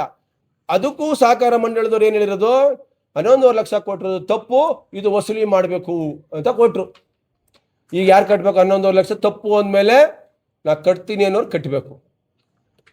ಈ ರೀತಿಯಾಗಿ ಇನ್ನು ಊಟದ ವಿಚಾರವಾಗಿ ಒಂದು ಗಂಭೀರವಾದ ಊಟದ ವಿಚಾರ ಹೇಳ್ಬಿಡ್ತೀನಿ. ನಾನು ಮೈಸೂರಿಂದ ಬಂದಿದ್ದೀನಿ, ಇವರು ಶಿವಮೊಗ್ಗದಿಂದ ಬಂದಿದ್ದಾರೆ, ಅವ್ರು ಹಾಸನಿಂದ ಬಂದಿದ್ದಾರೆ, ಬಹಳ ದೂರದಿಂದ ಇಲ್ಲಿ ಬಂದಿದ್ದಾರೆ, ಮಂಡ್ಯದಲ್ಲಿದ್ದಾರೆ. ದಕ್ಷಿಣ ಕನ್ನಡ ಜಿಲ್ಲೆ. ನಾವು ರೈತಾಪಿ ಕುಟುಂಬ ವರ್ಗದವರು. ನನ್ನನ್ನು ಅರಸಿ ನಾನು ಗ್ರಾಮದಿಂದ ನಮ್ಮೂರಿಂದ ಯಾರೋ ಬಂದಾಗ ಒಂದು ತುತ್ತು ಅನ್ನ ಹಾಕ್ಬೇಕು ನಾವು. ಅದು ನಮ್ಮ ಒಕ್ಕಲಿಗ ಸಮುದಾಯದ ಧರ್ಮ. ಆ ಧರ್ಮ ಪಾಲಿಸ್ಕೊ ಬಂದಿರೋರು ನಾವು. ಅವ್ರು ಹೇಳ್ತಾರೆ, ಅದು ನಾವು BIT ಹಾಸ್ಟೆಲ್, ನಮ್ಮ ಹಾಸ್ಟೆಲ್ಲೇ ಊಟ ತರಿಸೋದು. ಅವ್ರಿಗೆ ನನಗೆ ಅನಿಸ್ತದೆ, ಅವ್ರಿಗೆ ಮಾಹಿತಿ ಕೊರತೆ ಇರ್ಬೇಕು ಪಾಪ. ಅವ್ರಿಗೇನು ಅದಕ್ಕೊಂದು ಗಾದೆ ಹೇಳ್ತಾರೆ ನಮ್ಮ ಕಡೆ, ಮನೋಶಾಸ್ತ್ರ ಸೈಕಾಲಜಿಲಿ ವಾಟ್ ಐ ಆಮ್, ನಾವು ಅದು ಇನ್ನೊಬ್ರಿಗೆ ಹೇಳ್ತೀವಿ, ನೀನಿದು. ನಾನು ಅವೆಲ್ಲ ಬ್ಯಾಡ್ ವರ್ಡ್ಸ್, ಅಸಮಾಧಾನಿಕ ಪದವನ್ನು ಉಪಯೋಗಿಸಕ್ಕೆ ಹೋಗಲ್ಲ. ಯಾಕೆಂದ್ರೆ ಅಪ್ಪು ಗುಟ್ಟವ್ರು ಅಂತ ಮಾತಾಡೋರೆ ಕೆಲವು ವಿಚಾರಗಳನ್ನ. ಯಾಕೆಂದ್ರೆ ಇಲ್ಲಿ ಕುಂದ್ರೆ ಎಲ್ಲಾ ಡೈರೆಕ್ಟರ್ಗಳು 35 ಜನ ಅವ್ರ ಅಪ್ಪು ಗುಟ್ಟೆ ಬಂದಿರೋದು. ಅದನ್ನ ನಾವು ಅವ್ರು ಮಾತಾಡ್ಬೇಕಾ ತಿಳ್ಕೊಂಡು ಮಾತಾಡ್ಬೇಕು. ಅಪ್ಪನ್ ಗುಟ್ಟವ್ರ ಅವ್ರು ತಿಳ್ಕೋಬೇಕು, ಅವ್ರ ಸರ್ಟಿಫಿಕೇಟ್ ತಗೋಬೇಕು ಫಸ್ಟ್. ಅವರು ನಾವೆಲ್ಲ ಅಪ್ಪಗೆ ಹುಟ್ಟಿದೀವಿ. ಸೊ ಸೈಕಾಲಜಿ ತಾವೆಲ್ಲ ಗೊತ್ತಿರ್ಬೋದು, ಮನೋಶಾಸ್ತ್ರದ ಬಗ್ಗೆ ತಿಳ್ಕೊಳ್ಬೇಕಾರೆ ಯಾರ ಏನಾರ ತಪ್ಪು ಇದ್ರೆ ಅದನ್ನ ಯಾವಾಗ್ಲೂ ನಾನವನಲ್ಲ ಅಂತ ಹೇಳ್ತಾ ಇರೋದು. ಬೇಕಾದ್ರೆ ನೋಡಿ, ಬೇಕಾದ್ರೆ ನೀವು ಸೈಕಾಲಜಿ ಬುಕ್ ತೆಗೆದು ನೋಡಿ, ಅವ್ರಿಗೆ ಸ್ವಲ್ಪ ಸಮಸ್ಯೆ ಇದೆ. ಆಮೇಲೆ ಇದೆಲ್ಲದಕ್ಕೆ ಇನ್ನೊಂದು ಕಾರಣ ಹೇಳ್ಬಿಡ್ತೀನಿ. ಊಟದ ವಿಚಾರ ಹೇಳಾದ್ಮೇಲೆ, ಊಟದ ವಿಚಾರವಾಗಿ ನಾವು ಬಂದು ಅಧಿಕಾರಕ್ಕೆ ಬಂದು ಇಲ್ಲಿವರೆಗೆ ಮೇ ತಿಂಗಳವರೆಗೆ 6 ತಿಂಗಳಾಗತ್ತೆ. 6 ತಿಂಗಳಿಗೆ ಇವೆಲ್ಲ ಸಣ್ಣ ವಿಚಾರ, ಇದು ನಮ್ಮ ಸಮುದಾಯಕ್ಕೆ ಅಗೌರವ ತರುವಂತ ವಿಚಾರ. ಆದ್ರೆ ವಿಧಿ ಇಲ್ಲ, ನಾವು ಇದೆಲ್ಲ ಹೇಳ್ಬಾರ್ದು, ಇದುವರೆಗೂ ಹೇಳಿಲ್ಲ, ನಮ್ಮಲ್ಲಿ ಅದನ್ನ ಸರ್ ಮಾಡ್ಕೋಬೇಕು ಅಂತ. ಆದ್ರೆ ಸಮುದಾಯದ ಗೌರವ ಘನತೆಯನ್ನ, ನಮ್ಮ ಸಂಸ್ಥೆಯ ಘನತೆಯನ್ನ ಎಲ್ಲೋ ಒಂದ್ಕೆ ತುಚಿ ಬರ್ತಾ ಇದೆ. ನಾವು ಇನ್ನು ಕೂತ್ಕೊಂಡ್ರೆ ಇದು ಜನ ಏನೋ ಒಂದ್ಕ ಸತ್ಯ ಅಂತ ಭಾವಿಸ್ಪಡ್ತಾರೆ ಅನ್ನೋ ಕಾರಣಕ್ಕೆ ಇವತ್ತು ಸಮುದಾಯ ಕ್ಷಮೆಯನ್ನ ಕೇಳಿ ಇವತ್ತು ಈ ವಿಚಾರವನ್ನ ಮಂಡಿಸ್ತಾ ಇದ್ದೀನಿ. ನೋಡಿ, 6 ತಿಂಗಳಿಗೆ ನಮ್ಮ ಸರಾಸರಿ ಊಟ ಇಡೀ ನಮ್ಮ 6 ಇಲಾಖೆಯಲ್ಲಿ ಡೈರೆಕ್ಟರ್ಗಳು 6 ಜನ ಯಾವಾಗ್ಲೂ ಇದ್ದೇ ಇರ್ತಾರೆ, ಪ್ಲಸ್ 10 ಜನ ಇರ್ತಾರೆ ಪದಾಧಿಕಾರಿಗಳು, ಚೇರ್ಮನ್ ಇರ್ತಾರೆ. ಎಲ್ಲಾ ಸೇರಿ 180 ದಿನ ಆಯ್ತದೆ. 180 ದಿನದಲ್ಲಿ ವರ್ಕಿಂಗ್ ಡೇಸ್, ನಾನ್ ವರ್ಕಿಂಗ್ ಡೇಸ್ 40 ದಿನ ಕಳೆದಾಕಿ ಅಲ್ಲಿ ಉಳಿಯೋದು 140 ದಿನ. 140 ದಿನಕ್ಕೆ ಸರಾಸರಿ 2,901 ರೂಪಾಯಿ ನಾವು ಊಟಕ್ಕೆ ಖರ್ಚು ಮಾಡಿದೀವಪ್ಪ ಪರ್ ಡೇ. ಎಲ್ಲಾ ಸೇರಿ ಒಬ್ರಿಗಲ್ಲ, ಎಲ್ಲಾ ಇಡೀ ಸಂಘದ್ದು ಹೇಳ್ತಾ ಇರೋದು. ಇಲ್ಲಿ ಆಫೀಸ್ ಬರೋರು 6 ಜನ ಇದ್ದಾರೆ, 10 ಜನ ಚೇರ್ಮನ್ ಇದ್ದಾರೆ, 16 ಜನ ಇದ್ದಾರೆ. ಜೊತೆಗೆ ಶಿವಮೊಗ್ಗದಿಂದ ಬರ್ತಾರ ಮಣ್ತಂದಿರ್ ಬರ್ತಾರೆ, ಚಾಮರಾಜನಗರದಿಂದ ಬರ್ತಾರ ಮಣ್ತಂದಿರು, ಏನೋ ಹಾಸ್ಪಿಟ್ಲಿಗೆ ಬರ್ತಾರೆ, ಅಣ್ಣ ನಿಮ್ ನೋಡಕ್ ಬಂದೆ ಕಾರಣ ಅಂತಾರೆ, ಅಣ್ಣ ಒಂಚೂರು ಡಿಸ್ಕೌಂಟ್ ಮಾಡ್ಸೋಣ ಅಂತಾರೆ, ಅಣ್ಣ ನಿಮ್ ಸಂಘದ ಅಭಿಮಾನದಲ್ಲಿ ಬೈನಿ ಕಣ ಸಂಘ ನೋಡಕ್ಕೆ ಬರ್ತಾರೆ. ಬಂದಾಗ ನಾವು ಹೊಸ ಕಳ್ಸಿಕತ್ತ ಸರ್, ಅವ್ರಿಗೂ ನಮ್ಮ ಹಾಸ್ಟೆಲ್ ಊಟನೇ ಹಾಕೋದು. ಕೇಳಿ ಬಿಲ್ ನೋಡ್ಕೊಳ್ಳಿ ಇಲ್ಲಿ. ಹೌದು ಸ್ವಾಮಿ, ನಾವು ಗೌಡ್ರು ಕಣ್ರಿ, ನಾವು ಅಪರೂಪಕ್ಕೆ ಮೊಸ ತಿಂತೀವಿ, ಪ್ರತಿದಿನ ತಿನ್ನಲ್ಲ. ಹೌದು, ಅವರು ಮಾಡ್ತಾರೆ. ನಾವು ನಮ್ ಗೌಡ್ರು, ನಾನು ಇರೋದು ಹೇಳ್ತೀನಿ, ನಮ್ಗೆ ಮಾಂಸ ಅಲ್ಲಪ್ಪ, ವಾರಕ್ಕೆ 3 ದಿನ ಮಾಂಸ ತಿಂದು ಇರಕ್ ಆಗಲ್ಲ ನಮ್ ಕೈಲಿ. ಇರೋದು ನಮ್ ಇದ್ರ ವಿಚಾರವನ್ನ ಹೇಳ್ತೀನಿ. ಇಲ್ಲಿ ನೋಡಿ, ನಾನು ಆನ್ ರೆಕಾರ್ಡ್ ನಮ್ಮ ಆಡಿಟರ್ ಅವ್ರು ಸೈನ್ ಮಾಡ್ಕೊಟ್ಟಿದ್ದಾರೆ. ತರ್ಸ್ಕೊಂಡ್ ತಿಂದಿರ್ಬೋದು, ಕೇಳಿ, ನಮ್ಮ ಆಡಿಟರ್ ಸೈನ್ ಮಾಡ್ಕೊಟ್ಟಿದ್ದಾರೆ. ನಾನು ಅದಕ್ಕೆ ಹೇಳಿ ಡಾಕ್ಯುಮೆಂಟ್ ಇಟ್ಕೊಂಡೆ ಮಾತಾಡೋದಂತ. 2,901 ರೂಪಾಯಿ ಪ್ರತಿದಿನದಂಗೆ 140 ದಿನಕ್ಕೆ ಖರ್ಚು ಮಾಡಿದ್ದೀವಿ. 4,66,024. ಇದು ಕೇವಲ ಬರೀ ನಮ್ಮ ಊಟದ್ದೇ ಅಲ್ಲ, ಇದರಲ್ಲಿ ಆಫೀಸ್ ಬೇರರ್ ಮೀಟಿಂಗ್ ನಡೀತದೆ, ಡೈಲಿ ಕಾಫಿ ಟೀ ಇರ್ತದೆ, ನೀರ್ ಇರ್ತದೆ, ಬಂದವರು ಹೋಗೋರು ಯಾರ್ಯಾರೋ ಗೆಸ್ಟ್ಗಳು ಎಲ್ಲ ಸೇರಿ 2,901 ರೂಪಾಯಿ ಒಂದ್ ದಿನಕ್ಕೆ ಖರ್ಚು ಮಾಡಿದ್ವಿ ಕಣಪ್ಪ. ಅದು ತಪ್ಪು ಅಂದ್ರೆ ನಾನು ವಾಪಸ್ ನನ್ನ ದುಡ್ಡು ನಾನು ವಾಪಸ್ ಕೊಡಕ್ಕೆ ನಾವು ಸಿದ್ಧರಿದ್ವಿ, ನಾವು ಕೊಡ್ತೀವಪ್ಪ. ಆಯ್ತಾ? 2,900 ರೂಪಾಯಿ ಖರ್ಚಾಗದೆ. ಅವರು 30,000 ಅಂತ ಹೆಂಗ್ ಹೇಳಿದ್ರು? ಒಂದ್ ದಿನಕ್ಕೆ 30,000 ರೂಪಾಯಿ. ನಾವೇನು ಮನುಷ್ಯರ ದೆವ್ವ? ಆಮೇಲೆ ಜೊತೆಗೆ ಮಾನ್ಯ ಉಮಾಪತಿಯವರು ಯಾರೋ ಮಂಡ್ಯ ಕಡೆಯವರು ಖಾಲಿ ಬಾಕ್ಸ್ ತರ್ತಾರೆ ಡೈರೆಕ್ಟರ್ಗಳು, ಈ ಕಡೆ ತುಂಬ್ಕೊಂಡು ಹೋಯ್ತಾರೆ ಅಂತ ಹೇಳ್ತಾರೆ. ಮಂಡ್ಯದವ್ರ ಬಗ್ಗೆ ಮಾತಾಡ್ಬೇಕಾದ್ರೆ ಉಮಾಪತಿ ಗೌಡ ಎಚ್ಚರಿಕೆಯಿಂದ ಮಾತಾಡ್ಬೇಕು. ಮಂಡ್ಯದವರು ಅನ್ನ ಹಾಕಿ ಅಭ್ಯಾಸನೇ ಹೊರ್ತು ಇನ್ನೊಬ್ರು ಕಿತ್ಕೊಂಡ್ ಅಭ್ಯಾಸ ಇಲ್ಲ. ಉಮಾಪತಿ ಗೌಡರು ಅದನ್ನ ಅರ್ಥ ಮಾಡ್ಕೋಬೇಕು. ಇಲ್ಲಿ ಬಂದ್ರೆ 35 ಜನ ಅನ್ನಕ್ಕೋಸ್ಕರ ಬಂದಿಲ್ಲ. ನಮ್ಮ ಸಮಾಜದವ್ರು ಆರಿಸಿದ್ರು ನಮ್ಮನ್ನ, ಅನ್ನ ಹೋಗಿ ತಿನ್ನಿ ಸಂಘನೆ ಅಂತ ಕಳಿಸಿಲ್ಲ. ಮಾತಾಡ್ಬೇಕಾದ್ರೆ 4 ಜನ ಅವ್ರಿಗೆ ಇಡ್ತಾ ಇರ್ಬೇಕು. ಅವರು ಗೌಡ್ರೆ, ಅವ್ರಿಗೆ ಬೇರೆಯವರಲ್ಲ, ಅವರು ಮಳವಳ್ಳಿ ಜಾಗ ಇದೆ. ಇವೆಲ್ಲ ಮಾತಾಡೋದ ಸ್ವಲ್ಪ ಅವ್ರನ್ನು, ಯಾಕೆಂದ್ರೆ ನಮ್ಮನ್ನು ಕೇಳ್ತಾರೆ ಬೇರೆ ಜನಗಳು, ಅವ್ರೊಬ್ಬರೇ ಅಲ್ಲ ನಿರ್ದೇಶಕರು.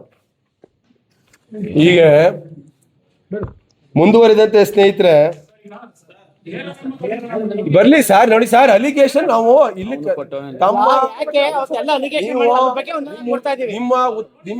ನೀವೆಲ್ಲ ಸರ್, 1 ನಿಮಿಷ. ಇವತ್ತು ಮಾನ್ಯ ಸೋಷಿಯಲ್ ಮೀಡಿಯಾದವ್ರಿಗೆ ನಾನು ವಿನಯಪೂರ್ವಕವಾಗಿ ಎಲ್ಲರೂ ಬೇಕು ಸರ್, ಅವ್ರಿಗೆ ಎಲ್ಲರೂ ಬೇಕು ಸರ್ ನಮ್ಗೆ. ಆಯ್ತು ಅನ್ಯತಾ ಭಾವಿಸ್ಬೇಡಿ. ಈಗ ಬಂಧುಗಳೇ, ಈಗ ಇನ್ನು ಲಾಸ್ಟ್ ಅಲಿಗೇಷನ್ ಮಾತಾಡ್ಬಿಟ್ಟು ನಾನು ಮುಗಿಸ್ಬಿಡ್ತೀನಿ ಸರ್. ನಾವು ಪ್ರೆಸ್ ಮೀಟ್ ಅಲ್ಲಿ ದಯಮಾಡಿ ಸಹಕಾರ ಮಾಡಿ ಕೈ ಮುಗಿತೀನಿ. ಆಯ್ತು, ಕ್ವಶನ್ಗೆ ಉತ್ತರ ಸರ್. ಇನ್ನೊಂದು ಅಲಿಗೇಷನ್ ಇದೆ, ಒಂದೇ ಒಂದು ಸರ್. ಈಗ BITದು ಬಂಧುಗಳೇ, BITಲಿ 1 ನಿಮಿಷ ಸರ್, ಅಲ್ಲಿಗೆ ಬರ್ತೀವಿ, ನೇಮಕಾತಿಗೆ ಬರ್ತಾ ಇದೀವಿ ಸರ್. ಅಲ್ಲ ಅಣ್ಣ, ನೇಮಕಾತಿಗೆ ಬರ್ತಾ ಇದೀವಿ ಅಣ್ಣ. ಆಯ್ತಣ್ಣ, ಅಣ್ಣ ಈಗ ಅಪಾಯಿಂಟ್ಮೆಂಟ್ ಬಗ್ಗೆನೇ ಮಾತಾಡ್ತೀವಿ. ಆಯ್ತು, ಅಲ್ಲ ಈಗ ನಾನು ಆಯ್ತಣ್ಣ, ಇಲ್ಲ ಅಣ್ಣ, ಆಯ್ತು, ನಮ್ಮ ಮಾತು ವಾಪಸ್ ತಗೋತೀವಿ ಬೋಣ. ಆಯ್ತು ಬಂಧುಗಳೇ, ಆಯ್ತು. ಈಗ ಅಪಾಯಿಂಟ್ಮೆಂಟ್ ವಿಚಾರವಾಗಿ ಏನು BITಲಿ ಅಪಾಯಿಂಟ್ಮೆಂಟ್ ಲೆಕ್ಚರ್ಗಳು ಅಪಾಯಿಂಟ್ ಆಗಿರೋ ವಿಚಾರವಾಗಿ ಕಳಪೆ ಲೆಕ್ಚರ್ಗಳನ್ನ ಅಪಾಯಿಂಟ್ ಮಾಡಿದ್ದಾರೆ ಅಂತ ಅವ್ರು ಹೇಳಿದ್ದಾರೆ. ನನಗೆ ಬಹಳ ಸಂತೋಷ ಆಯಿತು. ಎಲ್ಲ ವಿಚಾರವನ್ನು ಅವರು ವ್ಯಕ್ತಪಡಿಸಿದ್ದು ನಮಗೆ ಕ್ಲಾರಿಫಿಕೇಶನ್ ಮಾಡ್ಕೊಡಕ್ಕೆ ಅವಕಾಶ ಮಾಡಿಕೊಟ್ಟವ್ರೆ. ಇದು ಮೊದಲನೇ ಬಾರಿ ನಾನು ಅವ್ರಿಗೆ ಅಭಿನಂದನೆ ಸಲ್ಲಿಸಬೇಕಾಗಿದ್ದು, ಕೊನೆಯಲ್ಲಿ ಸಲ್ಲಿಸ್ತಾ ಇದ್ದೀನಿ. ಯಾಕೆಂದರೆ BITಲಿ ಅಪಾಯಿಂಟ್ಮೆಂಟ್ಗಳನ್ನ ತಪ್ಪಾಗಿ ಮಾಡಿದ್ದಾರೆ, ಎಲಿಜಿಬಲ್ ಇದ್ದವ್ರನ್ನ ಮಾಡಿದ್ದಾರೆ ಅಂತೇಳಿ ಅವರು ಅಲಿಗೇಷನ್ ಮಾಡ್ತಾರೆ. ಅವತ್ತು ಅಲಿಗೇಷನ್ ಮಾಡೋ ಸಂದರ್ಭದಲ್ಲಿ ಅಂದಿನ ಪ್ರಧಾನ ಕಾರ್ಯದರ್ಶಿ ಯಾರಾಗಿದ್ರು? ಇದೇ ಕೋನಪ್ಪ ರೆಡ್ಡಿ ಅವರು ಬರೀತಾರೆ ಇಲ್ಲಿ, ಅಭ್ಯರ್ಥಿಗಳು ಪದವಿ ಮತ್ತು ಸ್ನಾತಕೋತ್ತರ ಪದವಿ ಅಂಕಗಳು ಮೆರಿಟ್ಗಳಿಗೆ ಅನ್ವಯಿಸುವಾಗ ಕೆಲವೊಂದು ಲೋಪದೋಷಗಳಾಗಿವೆ ಅಂತೇಳಿ ಒಂದು 5 ಪ್ಯಾರ ಬರೆದು, ಯಾವಾಗ 14/5/2025 ಅವರು ಪ್ಯಾರ ಬರೀತಾರೆ ಇಂಟರ್ವ್ಯೂ ಎಲ್ಲ ಆದಮೇಲೆ. ತದನಂತರ ಏನು ಅಪಾಯಿಂಟ್ ಆಗದೆ ಅವ್ರಿಗೆ ಆರ್ಡರ್ ಕೊಟ್ಟರು ಇದೇ ಕೋನಪ್ಪ ರೆಡ್ಡಿ ಅವರೇ, ನಾವ್ಯಾರು ಅಲ್ಲ. ಅವರೇ ಆರ್ಡರ್ ಕೊಡ್ತಾರೆ 27/5/2025 14 ಕೊಡಬಾರ್ದು ಅಂತ ಬರೀತಾರೆ. 14/5/2025 27/5/2025 ಅವರೇನೆ ನಿಯಮಾನುಸಾರ ಇವ್ರಿಗೆ ಅನುಮೋದಿಸಬಹುದು ಅಪಾಯಿಂಟ್ಮೆಂಟ್. ಇದು ಪೂರ್ತಿ ಓದಕ್ಕಾಗಲ್ಲ, ನಾನು ಬೇಕಾದ್ರೆ ಪೇಪರ್ ಕೊಡ್ತೀನಿ. ಏನು ಇಂಟರ್ವ್ಯೂ ಬಂದಿದ್ದಾರೆ ಅವ್ರಿಗೆ ಕೆಲಸ ಕೊಡ್ಬೋದು ಅಂತ ಅವರು ಬರೆದಿದ್ದಾರೆ. ಇದರ ರೆಕಾರ್ಡ್ ಇದೆ. ನಾನು BIT ವಿಚಾರ ಕ್ಲಾರಿಫೈ ಮಾಡಿದೆ, 196 ಕ್ಲಾರಿಫೈ ಮಾಡಿದೆ, BG ಕ್ಲಾರಿಫೈ ಮಾಡಿದೆ, ಊಟದ್ದು ಕ್ಲಾರಿಫೈ ಮಾಡಿದ್ದೀನಿ. ಇನ್ನೇನಾರ ಇನ್ನೊಂದು ಮುಖ್ಯವಾದ ಅವ್ರ ಮುಂದೆ ಮಾತಾಡ್ತಾರೆ. ನೇಮಕಾತಿ ಯಾವ ತರ ಯಾವುದು ಸರ್? ಈಗ ನೇರ ನೇಮಕಾತಿ 9ನೇ ತಿಂಗಳಲ್ಲಿ ಒಂದು ಡಿಸೈಡ್ ಆಗುತ್ತೆ. 18 ಜನ ಕಂಪ್ಯೂಟರ್ ನೇಮಕಾತಿ ಮಾಡ್ಕೊಳ್ಬೇಕು, ನೇರ ನೇಮಕಾತಿ ಮಾಡ್ಕೊಳ್ಬೇಕು. ನನ್ನ ಪ್ರಶ್ನೆ, ನೇರ ನೇಮಕಾತಿ ಅಂದ್ರೆ ಏನು, ಯಾವ ರೀತಿಯಾಗಿ ನೇರ ನೇಮಕಾತಿ ಅವ್ರು ಕಮಿಟಿ ಮಾಡಿದ್ವಿ, ಅವ್ರು ಮಾಡಿ ಕಮಿಟಿ ಅಧ್ಯಕ್ಷ ಅಂದ್ರೆ ನಮ್ಮಲ್ಲಿ ಏನು computer operators, hospitals, medical college ಮತ್ತು ಈ ಥರ 22 ಸಂಸ್ಥೆಗಳಿಗೂ ಕಂಪ್ಯೂಟರ್ ಆಪರೇಟರ್ಸ್ ಬೇಕಾಗಿರ್ತದೆ. ಅದು EC-ನಲ್ಲಿ ತೀರ್ಮಾನ ಆಗಿರ್ತದೆ. ತೀರ್ಮಾನದ ಪ್ರಕಾರ ಅವರಿಗೆ graduation with computer certificate, qualified certificate ಇದ್ದರೆ ಅವ್ರು ನೇಮಕ ಮಾಡಬಹುದು. ಕ್ರೋಢೀಕೃತದಲ್ಲಿ ಅವ್ರನ್ನ ಪರ್ಮನೆಂಟ್ ನೇಮಕ ಮಾಡಿಲ್ಲ ನಾವು, ಕ್ರೋಢೀಕೃತದಲ್ಲಿ ನೇಮಕ ಮಾಡಿ ಅವರಿಗೆ 2 ವರ್ಷ ಪರಿವೀಕ್ಷಣಾವಧಿಯನ್ನು ಮಾಡಿ ನೇಮಕಾತಿ ಮಾಡಬೇಕು ಅಂತೇಳಿ ಮಾಡಿದ್ದೀವಿ. ಅದರ ಪ್ರಕಾರ graduation BCom R any degree with computer certificate ಇದ್ದವರಿಗೆ ನೇಮಕಾತಿ ಮಾಡಲಿಕ್ಕೆ ಅವಕಾಶವನ್ನು ಮಾಡಿಕೊಟ್ಟಿದ್ವಿ. ನೇಮಕಾತಿ ನೋಟಿಫಿಕೇಶನ್ ಏನಾದ್ರು ಹೊರಡಿಸಿದ್ರ ಅನ್ನೋದು ನನ್ನ ಪ್ರಶ್ನೆ. ಯಾವ ಪೇಪರ್ ಅಲ್ಲಿ ಇಲ್ಲ.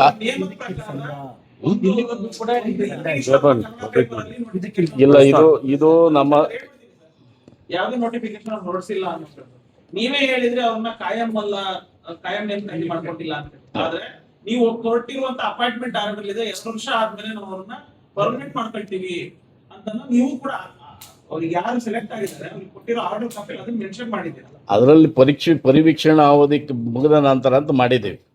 ಪರಿವೀಕ್ಷಣಾ ಅವಧಿ ಕಾಲದಲ್ಲಿ ಅವರಿಗೆ ಯಾವುದು ಗೌಪ್ಯ ವರದಿ ತರಿಸ್ಕೊಂಡು ಅವ್ರು ಯಾವುದೋ ಎಲಿಜಿಬಿಲಿಟಿ ಇರಲ್ಲ, ಅವ್ರನ್ನ ಮಾಡ್ಲಿಕ್ಕಾಗೋದಿಲ್ಲ. ಯಾರು ಎಲ್ಲ ಪರಿವೀಕ್ಷಣಾ ಅವರಿಗೆ ತೃಪ್ತಿಕರವಾಗಿ ಅಂತ ಬರ್ತದೆ ಸಂಸ್ಥೆಯಲ್ಲಿ ಹೆಡ್ ಆಫ್ ದಿ ಡಿಪಾರ್ಟ್ಮೆಂಟ್ ಅವ್ರನ್ನ ಮಾಡ್ಬೋದು ಅಂತ ಮಾಡಿದ್ದೀವಿ. ಅಲ್ಲಿ ಪೇಪರ್ ನೋಟಿಫಿಕೇಶನ್ ನಾವು ನೋಡಿಸಲ್ಲ, ವಾಕಿನ್ ಇಂಟರ್ವ್ಯೂ ಅಂತ ಮಾಡಿದ್ದೀವಿ. ವಾಕಿನ್ ಇಂಟರ್ವ್ಯೂ ಬಂದವ್ರನ್ನ ಅಪಾಯಿಂಟ್ಮೆಂಟ್ ನಮ್ಮ ನಿರ್ದೇಶನ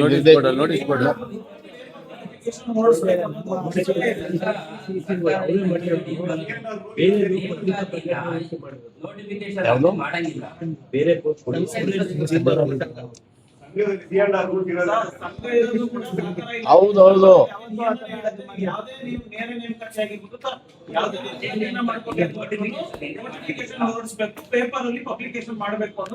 ಇಲ್ಲ ನಮ್ಮ ಸಂಘ ಇಲ್ಲ ನಮ್ಮ ಅಲ್ಲಲ್ಲ, ನಮ್ಮಲ್ಲಿ ಎಮರ್ಜೆನ್ಸಿನಲ್ಲಿ ತೀರ್ಮಾನ ಆಗಿದೆ, EC ಕಮಿಟಿ ತೀರ್ಮಾನ ಆಗಿದೆಯಲ್ಲ.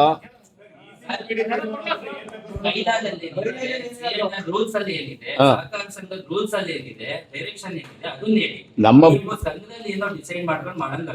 ಹೌದು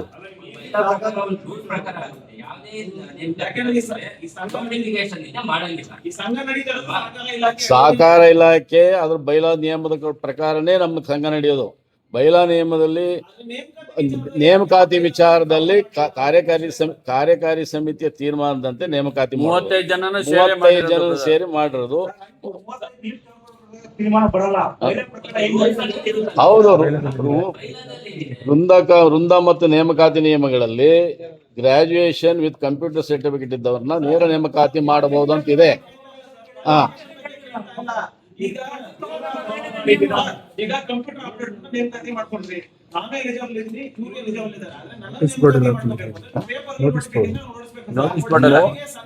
ನೋಟಿಸ್ ಬೋರ್ಡ್ ಕಂಪ್ಯೂಟರ್ ಆಪರೇಟರ್ ಬೇಕು. ಸೊ ಯಾರಾದ್ರೂ ಆಸಕ್ತರಿದ್ರೆ ನೀವು ಅಪ್ಲಿಕೇಶನ್ ಹಾಕ್ಬೋದು, ಅಥವಾ ಇಂಥ ದಿನಾಂಕ ನೀವು ನೇರ ನೇಮಕಾತಿ ವಾಕಿನ್ ಇಂಟರ್ವ್ಯೂ ಬರ್ಬೋದು ಅಂತ ಹೇಳಿ ನೋಟಿಫಿಕೇಶನ್ ಹೊರಡಿಸ್ಬೇಕು. ಆದ್ರೆ ಅದನ್ನ ಮಾಡಿದೀರಾ? ಅದು ನೋಟಿಸ್ ಬೋರ್ಡ್ ನಲ್ಲಿ ಅಷ್ಟೇ ಪ್ರಕಟಣೆ ಮಾಡೋದು. ನಾವು ನೋಟಿಸ್ ಬೋರ್ಡ್ ನಲ್ಲಿ ವಾಕಿನ್ ಇಂಟರ್ವ್ಯೂ ಅಂತ ಮಾಡಿ ಅದನ್ನ ಸಂಘ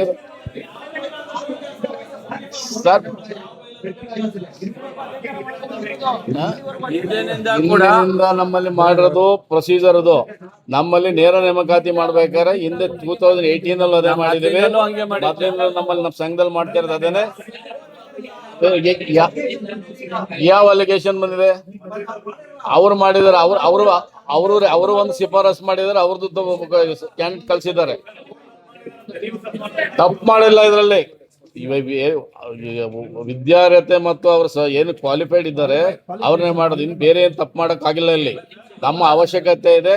ಅವಶ್ಯಕತೆ ಪ್ರಕಾರ ಬೈಲಾ ನಿಯಮ ಈ ಕಾರ್ಯಕಾರಿ ಸಮಿತಿ ಹೇಳಿ. ಹೌದು, ವಾಕ್ಯ ನೀಡಿ ಎಲ್ಲರೂ ನಮ್ಮ ಡೈರೆಕ್ಟರ್ ನಿರ್ದೇಶಕರುಗಳಿಗೆ ಎಲ್ಲ ಮಾಹಿತಿ ಇದೆ. ನಿಮ್ಮ ಹೌದು ನೋಡಿ, ಇಲ್ಲಿ ನಮ್ಮ ಸಂಘದಲ್ಲಿ ಆಗಿರ್ತಕ್ಕಂಥದ್ದು ಪಬ್ಲಿಕ್ ನಮ್ಮ ಸಂಘದ ಎಂಪ್ಲಾಯಿಗಳು, ನಮ್ಮ ನಿರ್ದೇಶಕರುಗಳು, ಸಂಘದಲ್ಲಿ ಎಲ್ಲ ಪಬ್ಲಿಕ್ ಬರೋಂಥದ್ದು ಸಂಘ. ಇದು ಮುಚ್ಚಿಡೋ ಸಂಘ ಅಲ್ಲ, ಇದು ಪಬ್ಲಿಕ್ ಬರ್ತಕ್ಕಂಥ ಸಂಘನೇ. ಪಬ್ಲಿಕ್ ನೋಟಿಸ್ ಬೋರ್ಡ್ ಹಾಕಿದ್ಮೇಲೆ ನಮ್ಮ ಸಂಘದ ನೋಟಿಸ್ ಬೋರ್ಡ್ ಅದು it is public, it is notice to the public, it is notice to the public. It is our ನಮ್ಮ ಎಂಪ್ಲಾಯೀಸ್ 3000 ಜನ ಎಂಪ್ಲಾಯೀಸ್ ಇರ್ತಾರೆ, ನಿರ್ದೇಶಕರು ಇರ್ತಾರೆ.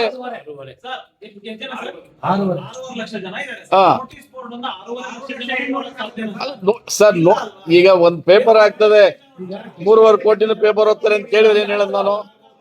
ಸರ್ ಹಿಂದೆ ನಡ್ಕ ಪ್ರೊಸೀಜರ್ ಸರ್ ನೋಡಿ, ಈಗ ಹಿಂದಿನಿಂದ ನಡ್ಕೊಂಡ್ ಪ್ರೊಸೀಜರ್ ನಿರ್ದೇಶಕರು ಸರ್, ಈಗ 35 ಜನ ನಿರ್ದೇಶಕರು ಆ ಜಿಲ್ಲೆನ ಪ್ರತಿನಿಧಿಸ್ತಾ ಇರ್ತಾರೆ. ಅವರೆಲ್ಲ 35 ಜನ ನಿರ್ದೇಶಕರು ಮಾಹಿತಿ ಇದೆ. ಪಬ್ಲಿಕ್ ನೋಟಿಸ್ ನಲ್ಲಿ ನೋಟಿಸ್ ಬೋರ್ಡ್ ಇದೆ. ನಮ್ಮ ಸಂಘದ 3000 ಜನ ಎಂಪ್ಲಾಯೀಸ್ ಗೊತ್ತಿದೆ. ಸಿಎಂಆರ್ ನೇಮಕಾತಿ ಪ್ರಕಾರ, ಕಾನೂನು ಪ್ರಕಾರ ನೇಮಕಾತಿ ಮಾಡಿದೀವಿ. ಅದ್ರಲ್ಲಿ ಮೀಸಲಾತಿ ನಮ್ಮ ಸಂಘದ ಮೀಸಲಾತಿ, ಬೇರೆ ಮೀಸಲಾತಿ ಏನ್ ಬರಲ್ಲ ಇದ್ರಲ್ಲಿ. ಏನು ಇದ್ರಲ್ಲಿ ಯಾವ ಮೀಸಲಾತಿ ಬರಲ್ಲ. ಇದರಲ್ಲಿ ನಮ್ಮಲ್ಲಿ ಸಂಘದಲ್ಲಿ ಯಾವ ಮೀಸಲಾತಿನೂ ಬರಲ್ಲ. ನಮ್ಮಲ್ಲಿ ಯಾವುದೇ ರೋಸ್ಟರ್ ಸಿಸ್ಟಮ್ ಇಲ್ಲ.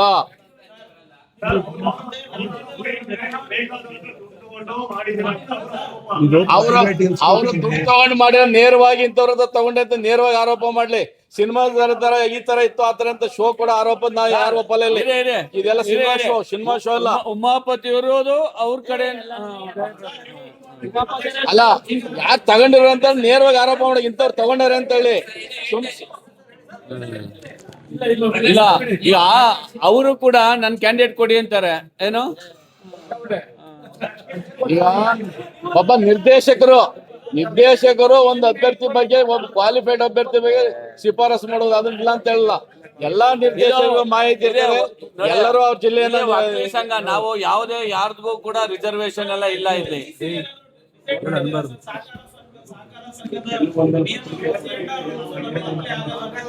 ಅಪ್ಲೈ ಆಗಲ್ಲ ಅಂತ ನಾವು ಮಾಡಲ್ಲ. ನಾವು ಕಾರ್ಯಕಾರಿ ಸಮಿತಿಯ ತೀರ್ಮಾನ ಅಂತ ಮಾಡಿರ್ತೇವೆ. ಈಗ ಒಂದ್ ನಿಮಿಷ ಈಗ ನಿಮ್ಗೊಂದು ಆರ್ಡರ್ ಕಾಪಿ ತರಿಸ್ಕೊಡ್ತೀನಿ. ಅದ್ರಲ್ಲಿ ಇದೇ ಕೋನಪ್ಪ ರೆಡ್ಡಿ ಅವರು ಒಂದ್ ನಿಮಿಷ ಇರಿ ಸರ್. ಯಾರು ಅಲಿಗೇಷನ್ ನೀವು ಆಯ್ತು, ಅಲಿಗೇಷನ್ ಮಾಡಿರೋದು ಯಾರು? ಮತ್ತೆ ಬೇಡವಾ ಅಲಿಗೇಷನ್? ಅಲ್ಲ, ನಿಮ್ಗೆ ಅಲಿಗೇಷನ್ ಬೇಡವಾ ಸರ್? ನಮ್ಮ ಇದು ಪ್ರೈವೇಟ್ ಇನ್ಸ್ಟಿಟ್ಯೂಟ್, ಇದು ಪ್ರೈವೇಟ್ ಇನ್ಸ್ಟಿಟ್ಯೂಟ್. ಇದಕ್ಕೆ ರಿಸರ್ವೇಶನ್ ಬರಲ್ಲ, ಯಾವುದೇ ಕಂಟ್ರೋಲ್ ಬರೋದಿಲ್ಲ.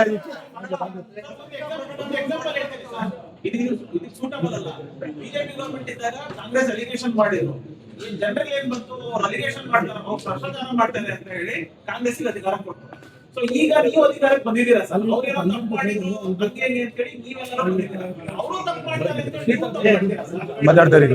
ಈಗ ಸರ್ ಒಂದ್ ನಿಮಿಷ ಸರ್ ಒಂದ್ ನಿಮಿಷ ಅವ್ರು ಇಲ್ಲ ಕರೆಕ್ಟ್ ಉತ್ತರ ಕೊಡ್ತಾರೆ. ಇಲ್ಲ ಒಂದ್ ನಿಮಿಷ ಸರ್ ಈಗ ಈಗ ನೀವ್ ಹೇಳ್ತಾ ಇರೋದು ನಾವು ಏನ್ ಸೇನರ್ ಪ್ರಕಾರ ನೇಮಕಾತಿನ ಪ್ರಕಟಣೆ ಮಾಡಿ ತಗೋಬೇಕು ಅಂತ ಹೇಳ್ತಾ ಇದ್ದೀರಾ. ಅದು ಆಯ್ತು. ಅದನ್ನ ತಪ್ಪಾಗಿದ್ರೆ ಮುಂದಿನ ದಿನಗಳಲ್ಲಿ ಹಂಗೆ ಮಾಡೋಣ. ನಿರ್ದೇಶಕರಾಗಿದ್ದಂತ ಏನು ಉಮಾಪತಿ ಗೌಡರು ಬೇರೆ ಇರ್ಬೋದು. ಅದು ಈ ಸಲ ಕ್ವಶನ್ ಮಾಡೋದಾಯ್ತು. ಇದನ್ನ ಯಾವುದೇ ಕಾರಣಕ್ಕೆ ಮಾಡಕೂಡ್ದು ಅಂತ ಈ ಸೀನಲ್ಲಿ ಮಾಡ್ಬೋದಾಗಿತ್ತು.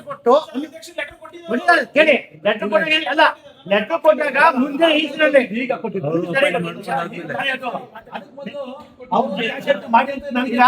ಅಧ್ಯಕ್ಷ ಒಂದ್ ನಿಮಿಷ. ಇದು ನಮ್ಗೆ ಏನಾಯ್ತು ಅಂದ್ರೆ ಒಂದು NMC ಏನು ನಮ್ಗೆ ವಿಸಿಟ್ ಬರ್ತಾ ಇತ್ತು, ನಮ್ಗೆ ಮೆಡಿಕಲ್ ಕಾಲೇಜಿಂದ ಮತ್ತೆ ಆಸ್ಪತ್ರೆಯಿಂದ ನಮ್ಗೆ ಅರ್ಜೆಂಟ್ ತುರ್ತು ಬೇಕಾದ್ರಿಂದ ಅದು ನೇಮಕಾತಿ ಮಾಡಿದೀವಿ. ಅದೇನಾದ್ರು ಸರಿ ಇಲ್ಲ ಅಂತ ಹೇಳಿ ಅವ್ರು ಬಂದು ಕೊಟ್ಟಿದ್ರೆ ಸರ್ ನಿಯಮ ಬಿಟ್ಟು ಮಾಡಿಲ್ಲ. ಯಾವ ನಿಯಮ ಬಿಟ್ಟು ಮಾಡಿಲ್ಲ. ಈಗ ಸಂಘ ಈಗ ನೋಡಿ ನಮ್ಮ ಸಂಘ ಬೈಲದಲ್ಲಿ ತುರ್ತು ಪರಿಸ್ಥಿತಿಯಲ್ಲಿ ಯಾವುದೇ ಒಂದು ಸಂದರ್ಭದಲ್ಲಿ ಯಾವ್ದಾದ್ರು ಒಂದು ತಾತ್ಕಾಲಿಕ ತಗೊಂಡು ಮಾಡ್ಕೊಳ್ಳಿಕ್ಕೆ ಅವಕಾಶ ಇದೆ. ಬೈಲದಲ್ಲಿ ಅವಕಾಶ ಇದೆ. ಬೈಲದಲ್ಲಿ ಅವಕಾಶ ಇದೆ. ಈಗ ಅದು ಯಾವ ಒಂದಲ್ಲ ಒಂಥರ ಇಲ್ಲ ಇಲ್ಲ ನೋ ನೋ ನೋ ನೋ ನೂರಾರು ತಗೊಂಡಿಲ್ಲ. ಸಂಘದ ಏಳಿಗೆಗೋಸ್ಕರ ಇದೆ ಇದೆ ಬೈಲದಲ್ಲಿ ಇದೆ. ತೀರ್ಮಾನ ಮಾಡ್ಬೋದು.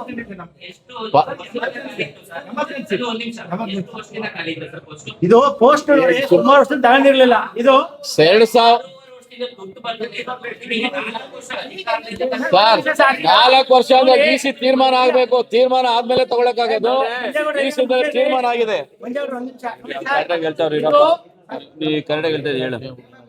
ಏ ಸರ್ ಉಲ್ಲಾಸ್ ಕೇಳಿ ನೋಡಿ ಸರ್, ಇದು 4 ವರ್ಷದಿಂದ ಖಾಲಿ ಇತ್ತು, ತರ್ತಾಗ ತಗೊಂಡಂತ ಈ ಸಿನಲ್ಲಿ ಅನುಮೋದನೆ ಆದ್ಮೇಲೆ ತಗೊಂಡಿರ್ತಕ್ಕಂಥದ್ದು.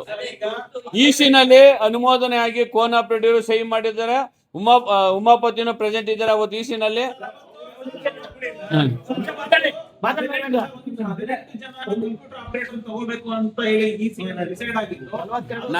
ಇನ್ನು 18 ಪ್ಲಸ್ 42 18 ಪ್ಲಸ್ 42 18 ಪ್ಲಸ್ 42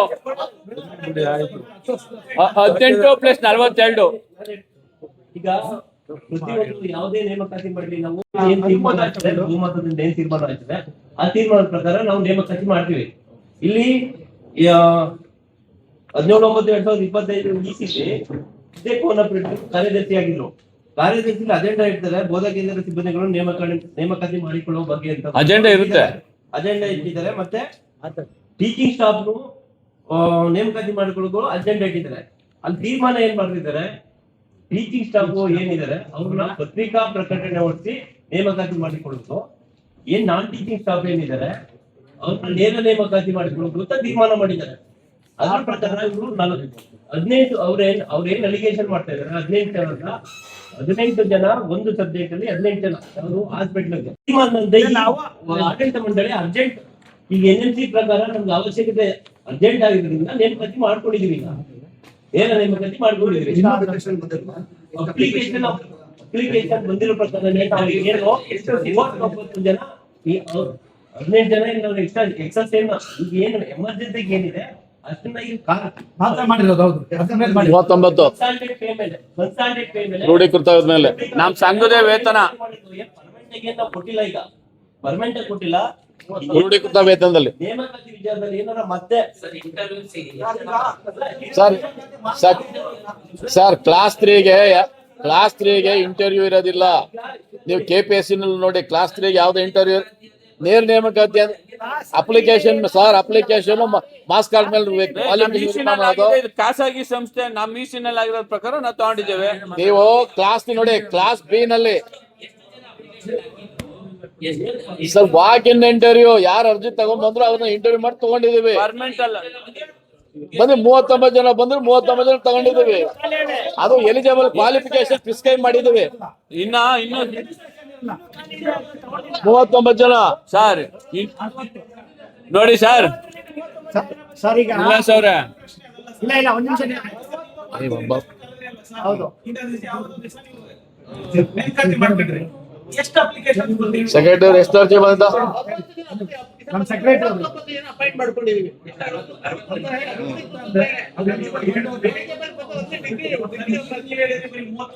ಮಾಡ್ಕ ಅಪಾಯಿಂಟ್ಮೆಂಟ್ ಮಾಡ್ಕೊಂಡ್ರೆ 39. ಇಲ್ಲಿ ಮಾತು ತಪ್ಪ ಒಂದು ಮಾತು ಬರ್ತದೆ, ಒಂದು ಮಾತು ಹೋಯ್ತದೆ. ಕೇಳಿಸ್ ಸೆಕ್ರೆಟರಿ ಅವ್ರು ಹೇಳ್ತಾವ್ರಲ್ಲ. ಆಯ್ತು ಬೇರೆ ಏನಾದ್ರು ಇದೆಯಾ? 39 ಮಾತಾಡೋಣ. ಬ್ರದರ್ 39. ಆಯ್ತಾಯ್ತು. ಎಷ್ಟು ಕೆಂಚಪ್ ಗೌಡ್ರು ಮಾತಾಡ್ತಾರೆ. ಪ್ರಾಪರ್ಟಿ ಮಾತಾಡ್ಬಿಡಿ. ಇನ್ನೊಂದು ನಿಮಿಷ ನಿಮ್ಗೆ ಹೇಳ್ಬಿಡ್ತೀನಿ. CNR rules ಪ್ರಕಾರ ನೀವು ನೇಮಕಾತಿ ಮಾಡ್ಕೊಳ್ಳಿ. CNR ಪ್ರಕಾರನೇ. ಡಿಸೈಡ್ ಆಯ್ತು ನಿಮ್ಗೆ ಯಾವ ರೀತಿ ಬೇಕೋ ಆ ರೀತಿ ತಕ್ಕಂತೆ ನೀವು CNR ಪ್ರಕಾರ ಕ್ವಾಲಿಫಿಕೇಶನ್ ವಿದ್ಯಾರ್ಹತೆ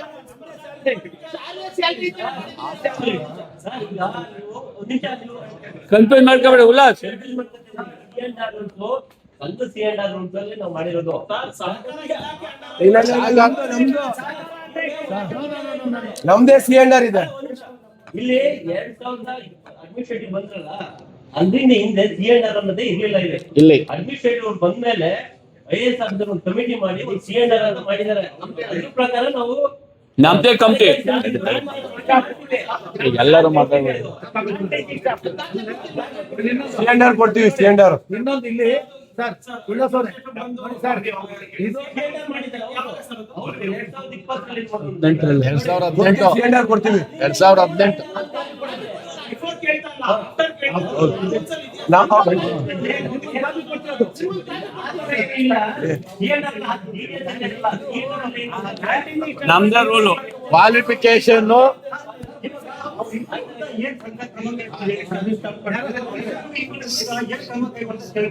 ಬೈಲಾ ನಿಯಮದ ಪ್ರಕಾರ ಐದು ನಿಮಿಷ ಕೆಂಚಪ್ ಗೌಡ್ರು ಮಾತಾಡ್ಬಿಡ್ತಾರೆ. ಉಲ್ಲಾಸ್ ನಿಮ್ಗೆ ಇದೊಂದು ಪಾಯಿಂಟ್ ಕ್ಲಿಯರ್ ಮಾಡ್ತೀನಿ. ಒಂದು ನಿಮಿಷ brother, ಒಂದು ನಿಮಿಷ. ಇಲ್ಲಿ ನಾವು ಬರೀ ಮಾಡಿರೋದು ಅಲ್ಲ ನಿಮ್ಮಿಂದ ತಗೊಳ್ಳಿ ತಗೊಳ್ಳಿ ಹಾಗೆ ಎಲ್ಲ ಕಡೆ ಹೆಂಗೆ ಒಂದು ನಿಮಿಷ ನಾನು ಹೇಳ್ಬಿಡ್ತೀನಿ.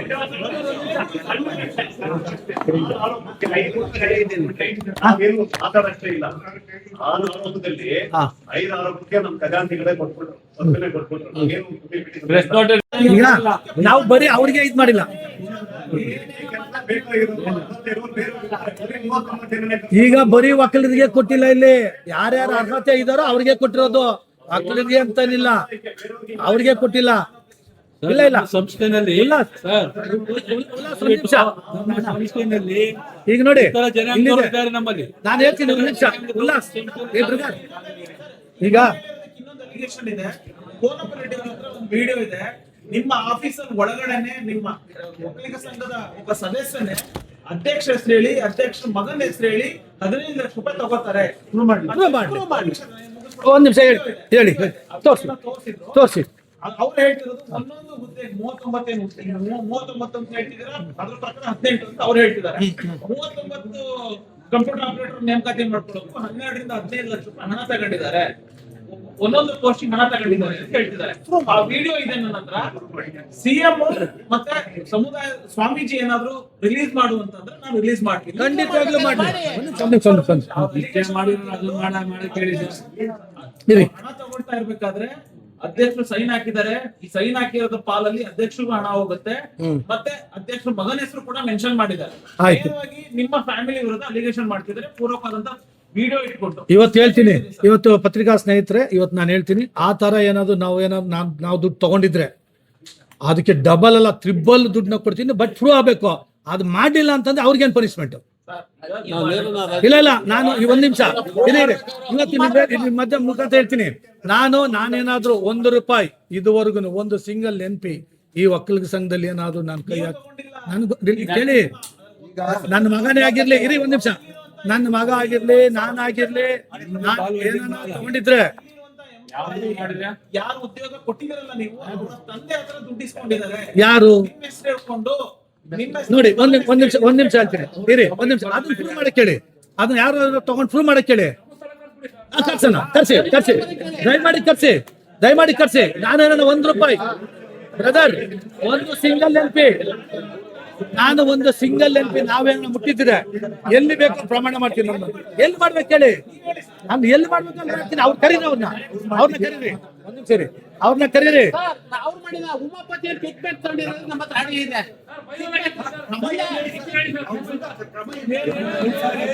ಒಂದ್ ನಿಮಿಷ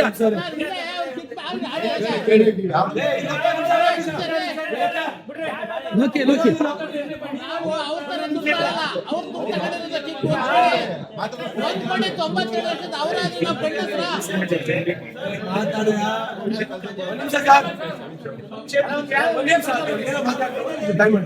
ಅವ್ರು ಹೇಳ್ತಾರೆ ನಾವು ಗಂಡಸರು, ನಾವು ಇವ್ರು ಅಂತ ಬಿಟ್ಟು ಬೇರೆಯವರೆಲ್ಲ ಗಂಡಸರಲ್ಲ, ನಮ್ಮ ಹೆಂಗಸರು ಮಾತ್ರ ಸೀರೆ ಉಡ್ಕೊಂಡ್ ಬರ್ತಾರೆ, ಬೇರೆಯವರು ಸಂಘದ ಹೆಸರು ದುಡ್ಡು ತಾವು ಸೀರೆ ಉಡ್ಕೊಂತಾರೆ ಅಂತ ಹೇಳಿದ್ದಾರೆ. ಅವರು 1,97,00,000 50 ಲಕ್ಷ ರೂಪಾಯಿ ಕಿಕ್ ಬ್ಯಾಕ್ ಪಡೆದಿದ್ದಾರೆ. ಅದು ನಾವು EC ಮೀಟಿಂಗ್ ಅಲ್ಲಿ ಬಗ್ಗೆ ಅವ್ರನ್ನೇ ಕರ್ಸ್ಬಿಟ್ಟು ಇಲ್ಲಿ ಹೇಳಿದ್ರೆ ಅವ್ರದ್ದು ಇದಿದೆ, ಆಡಿಯೋ ರೆಕಾರ್ಡ್ ಇದೆ, ಬಗ್ಗೆ ನಿಮ್ಮ ಮುಂದೆ ಪ್ರದರ್ಶನ ಮಾಡ್ತೀವಿ ಬೇಕಾದ್ರೆ. ಯಾಕೆ ಸರ್ ನೋಡಿ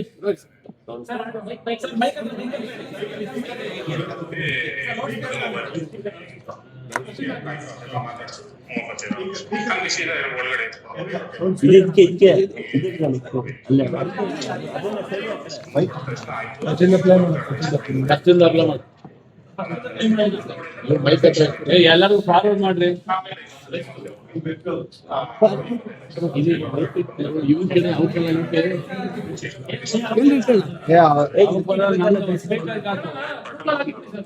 ಗ್ರೂಪಲ್ಲಿ ಶೇರ್ ಮಾಡ್ತೀವಿ ಬೇಕಾದ್ರೆ ನಿಮ್ಗೆ.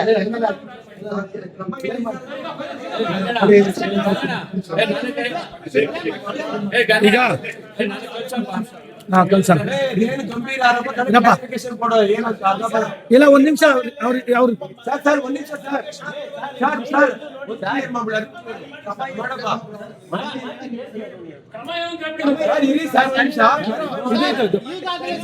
ಗಂಭೀರ ಆರೋಪ ಮಾಡಿದ್ದಾರೆ.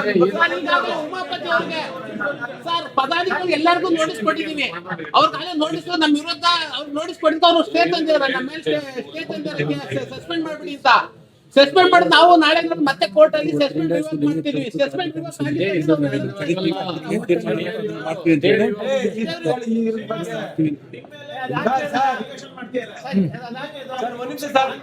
ನಾನು ಹೇಳ್ದಲ್ಲ, ನಿಮ್ಗೆ ಹೇಳ್ದಲ್ಲ ಈಗ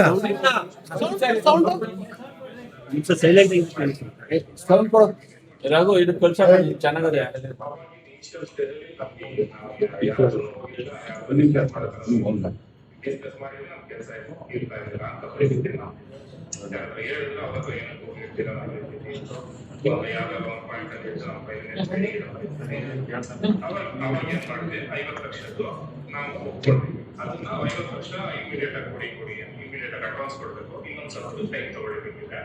ಇನ್ನು ಉಳಿದಿರೋ ಅಮೌಂಟ್ಗೆ ಟೈಮ್ ತಗೊಳ್ಳಿ ಅಂತ ಹೇಳಿ 50 ಲಕ್ಷ ಇಮಿಡಿಯೇಟ್ ಆಗಿ ಕೊಡಲೇಬೇಕು. ಕೆಲಸ ವರ್ಕ್ ಆರ್ಡರ್ ತಗೊಂಡು ಇದು ಮಾಡೋದು ನೀವು ಕೊಡ್ಬೇಕಾಗತ್ತೆ. ಆಯ್ತು, ಇವಾಗ ನಾನು ನಮ್ಮ ಕೈಲಿ ಒಂದೇ ಸರಿ 50 ಲಕ್ಷ ಹಿಂಗೆ ಕೊಡೋದು ನಾನೇನ್ ಮಾಡೋದು. ಆಮೇಲೆ ಒಂದು ದಿವಸ ನಾನೇನ್ ಮಾಡಿದೆ, ಒಂದೇ ಸತಿ ಹೆಂಗೆ ಕೊಡೋಣ. ಅವಾಗ ಏನಾದ್ರು ನಾಳೆ ಏನಾದ್ರು ರುಚಿ ಹೋಗಿದ್ರೆ ಕಾಸು ಹೋಗ್ಬಿಡ್ತದೆ. ಬೇಡ ಅಂತ ಹೇಳಿ 25 ಲಕ್ಷ ರೆಡಿ ಮಾಡಿ ತಗೊಂಡು ಅದನ್ನ ಸಂಘಕ್ಕೆ ಹೋಗಿ ಆಯ್ತಲ್ಲೇ ಕೊಡೋಣ. ಅಲ್ಲಿ ಹೋದಾಗ ಏನಾಯ್ತು ಅಂತ ಹೇಳಿದ್ರೆ ಅವ್ರು ಅಲ್ಲಿಂದ ಫೋನ್ ಮಾಡಿ ಜಯನಗರ ಒಂದು ಜಾಗ ಇಟ್ಟಿವಿ ಬನ್ನಿ, ಜಯನಗರ ಒಂದು ಜಾಗ ಇಟ್ಟಿದ್ದು ಬನ್ನಿ ಅಂತ ಸೀದಾ ನಾವು ಅಲ್ಲಿ ಹೋಗಿ ನನಗೆ ಅವ್ರು ಉಮಾಪತಿ ಅವರ ಆಫೀಸ್ ಅಂತಾನೆ ಗೊತ್ತಿಲ್ಲ ಅಷ್ಟು. ಹಂಗಿದ್ದಾಗ ಅಲ್ಲಿ ಹೋದಾಗ ಅದಾದ್ಮೇಲೆ ಉಮಾಪತಿ ಬಂದಿದ್ರು, ಇನ್ನೊಂದು ಏಜೆನ್ಸಿ ಬಂದಿದ್ದಾರೆ ಅನ್ಕೊಂಡು ಅವ್ರ ಆಫೀಸಲ್ಲಿ ಇದ್ರು. ಸರಿ ಅಂತ ಒಳಗಡೆ ಹೋಗಿ ಅದು ಮೊಬೈಲ್ ಎಲ್ಲ ಇಟ್ಟಿದ್ರೆ ಹಿಂಗೆ ಆಯ್ತು ಅದೆಲ್ಲ ಮಾತಾಡ್ಸೋದು ಉಮಾಪತಿ. ಹಂಗೆ ಸೀದಾ ಒಳಗಡೆ ಇಟ್ಕೊಂಡು ಹೋಗಿ ಅವ್ರ ಮೇಲೆ ಇಟ್ಟು ಕೊಡ್ಬೇಕು 25 ಲಕ್ಷ. ಉಮಾಪತಿ ಅವರ ಆಫೀಸ್ ಕೊಟ್ಟ ತಕ್ಷಣ ಆಯ್ತು, ನೀವು ವರ್ಕ್ ಕಾರ್ಡ್ ಇಸ್ಕೊಡಿ, ಒಂದು 2 ದಿವಸದಲ್ಲಿ ಇಶ್ಯೂ ಮಾಡಿ ನೋಡಿದ್ರೆ ವರ್ಕ್ ಕಾರ್ಡ್ ಇಶ್ಯೂ ಆಯ್ತು. ಆಮೇಲೆ ಇನ್ನೊಂದ್ಸತಿ ಮತ್ತೆ ಹೋಗಿ 25 ಲಕ್ಷ ತರಿಸಿ ವರ್ಕ್ ಕಾರ್ಡ್ ಅಂತಲ್ಲ, ನೀವು ಯಾರಿಗೂ ಕೊಡೋದಿರೋದು ನಮ್ಮ ರಿಸ್ಕ್ ಇದ್ದಂಗೆ ಕೆಲಸ ಆಗತ್ತಲ್ಲ. ನಮ್ಮ ತರ 25 ಕೊಟ್ಟಿರೋದು 2 ಬಾಟಲ್ ಕೊಟ್ಟಿರೋದು ನಮ್ಮ 50 ಲಕ್ಷ ನಾವು ಸತ್ತಿರೋದು. ಕಾಂಟ್ರಾಕ್ಟ್ರು ಸರ್, ಇವ್ರು ಕಾಂಟ್ರಾಕ್ಟ್ರು. ನಾವು ಈಗ 1,92,00,000 ಕೊಟ್ಟಿದ್ದೀವಲ್ಲ ಸರ್, KVR ನಾವು ಕಾಂಟ್ರಾಕ್ಟ್ ಕೊಟ್ಟಿದೀವಲ್ಲ, ಅವ್ರು KVR ಸಂಸ್ಥೆ ಓನರ್ ಇವರು ಮಾತಾಡಿರೋದು. ಅವ್ರು KVR ಸುಶಾಂತ್ ಅಂತ, KV ಸುಶಾಂತ್ ಅವ್ರ ಕಡೆ ಹುಡುಗ ಸರ್. 1,92,94,087 ರೂಪಾಯಿ ಚೆಕ್ ಪಾಸ್ ಆಗುತ್ತೆ ಸರ್ ಅವ್ರಿಗೆ. ಅದ್ರಲ್ಲಿ ಯಾರಿಗೂ ಅಮೌಂಟ್ ಯಾರಿಗೂ ಕೊಟ್ಟಿಲ್ಲ, ಪೂರ್ತಿ ಕಿಕ್ ಬ್ಯಾಕ್ ಪಡ್ಕೊಂಡಿರೋದು. ಯಾರು ಪೂರ್ತಿ ಇಷ್ಟು ಬ್ಯಾಕ್ ಏನು ನಾವು ಕೆಲಸನೇ ಮಾಡಿಲ್ಲ, ಅಲ್ಲಿ 1 ರೂಪಾಯಿ ಕೆಲಸ ನಡೆದಿಲ್ಲ ಅಲ್ಲಿ, ಅಷ್ಟು ಫುಲ್ ಕಿಕ್ ಬ್ಯಾಕ್ ಪಡೆದ. ಇವ್ರಿಗೆ 50 ಲಕ್ಷ ರೂಪಾಯಿ ಅಡ್ವಾನ್ಸ್ ನ ಉಮಾಪತಿ ಅವ್ರ ಆಫೀಸ್ಗೆ ಹೋಗಿ 2 ಸರಿ 25 ಲಕ್ಷ ಓಪನ್ ಆಗಿ ಕೊಟ್ಬಿಟ್ಟು ಬಂದಿದ್ದಾರೆ ಉಮಾಪತಿ ಅವ್ರಿಗೇನೆ. ಅವ್ರಿಗೆ ಇದೇ ಸಾಕ್ಷಿ ಬೇಕು, ಅವ್ರನ್ನೇ ಕರ್ಕೊಂಬಂದು ಇ ಸಿ ಮೀಡಿಯಾ ಕರ್ಕೊಂಬಂದು ಸಾಕ್ಷಿ ಸಮೇತ ಅವ್ರನ್ನೇ ಕರ್ಕೊಂಬಂದು ಕೊಡಿಸಿ. ಇದೇ ಗಂಡುಸ್ತಾನ ಅಂತ ಇರೋರು ಬಂದು ನಾನು ಈಸ್ಕೊಂಡಿಲ್ಲ. ಕಂಟ್ರಾಕ್ಟರ್ ಉಮಾಪತಿ ಅವರು ಇಬ್ರು ಉಮಾಪತಿ ಆಫೀಸಲ್ಲೇನೆ ಈ ಜಯನಗರ ಆಫೀಸಿಗೆ ಬಂದಿತ್ತು, ಜಯನಗರ ಆಫೀಸಿಗೆ ಗೊತ್ತಿಲ್ಲ. ಉಮಾಪತಿ ಆಫೀಸ್ಗೆ ಹೋಗಿ ತಗೊಂಡಿರೋದು. ಇಲ್ಲೂ ಒಂದ್ಸರಿ ಹೇಳಿದ್ದಾರೆ, ಉಮಾಪತಿ ನಮ್ಮ ಆಫೀಸಿಗೆ ಬಂದು ಕಂಟ್ರಾಕ್ಟರ್ ದುಡ್ಡು ಕೊಟ್ಟಿರೋ ನಮ್ಮ ಆಫೀಸಲ್ಲಿ ಒಂದ್ಸರಿ ಹೇಳಿದ್ದಾರೆ, ಇಲ್ಲೂ ಮೀಟಿಂಗ್ ಅಲ್ಲಿ ಹೇಳಿದ್ದಾರೆ. ಹೌದು ಸರ್, ಉಮಾಪತಿ ಅವ್ರ ಹತ್ರ ರೆಕಾರ್ಡ್ ಮಾಡ್ಕೊಂಡಿದ್ದಾರೆ. ಅವ್ರ ಆಫೀಸ್ಗೆ ಹೋಗ್ಬಿಟ್ಟು ದುಡ್ಡು ಕೊಟ್ಟಿದ್ದಾರೆ, ಅವ್ರ ಹತ್ರ ಅವ್ರಿಬ್ರು ಸಂಭಾಷಣೆ ಅದು. ಅದನ್ನ ಬೇಕಾದ್ರೆ ನಿಮ್ಗೆ ಫಾರ್ವರ್ಡ್ ಮಾಡ್ತೀನಿ ಬೇಕಾದ್ರೆ. ಹೇಳಿ, ನನಗೆ ಈಗ ಜಸ್ಟ್ ಬಂದಿದ್ದು ಈ ತರ ಆಗಿದೆ ಅಂತ ಅಂದ್ಬಿಟ್ಟು 1 hour ಅಲ್ಲಿ. ಇದ್ರ ಮೇಲೆ ನಾವು ಆಪ್ಷನ್ ಮಾಡ್ತೀವಿ ಸರ್. ನಾವ್ ಈಗ ಲೋಕಾಯುಕ್ತ ಕಂಪ್ಲೇಂಟ್ ಕೊಡ್ತೀವಿ. ಪ್ಲಸ್ ಈಗ ನಮ್ಗೆ ಆಲ್ರೆಡಿ ಸಸ್ಪೆಂಡ್ ಗೆ ಆರ್ಡರ್ ಮಾಡಿಲ್ಲ ಅವ್ರಿಗೆ. ಕಾರ್ಯಕಾರಿ ಸಮಿತಿ ಅವ್ರನ್ನ ಯಾವ ರೀತಿ ಇದ್ ಮಾಡ್ಬೇಕು ಅಂತ ಅಂದ್ಬಿಟ್ಟಿಂದ ನಾವು ಮುಂದಿನ ಕಾರ್ಯಕಾರಿ ಸಮಿತಿ ತೀರ್ಮಾನ ಮಾಡ್ಬಿಟ್ಟು ಅವ್ರು ಇದ್ ಮಾಡ್ತೀವಿ. ಇನ್ನೊಂದು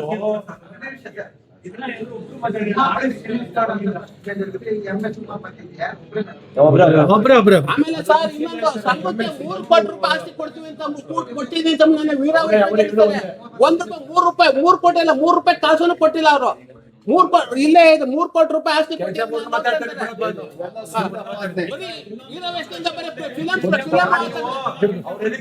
ಕೇಳಿ. ಸರ್, ಈಗ ನನ್ನ ಪ್ರಶ್ನೆ, ಈಗ 3 ಕೋಟಿ ಆಸ್ತಿ ಕೇಳಿದ್ರಲ್ಲ, ನಮ್ಮ ಒಕ್ಕಲಿಗರ ಸಂಘಕ್ಕೆ ಏನ್ ಕೊಟ್ಟಿದ್ದಾರೆ? 3 ಕೋಟಿ ಆಸ್ತಿ ಡಾಕ್ಯುಮೆಂಟ್ ಕೊಡ್ಲೇಬೇಕು ಅವ್ರಿಗೆ.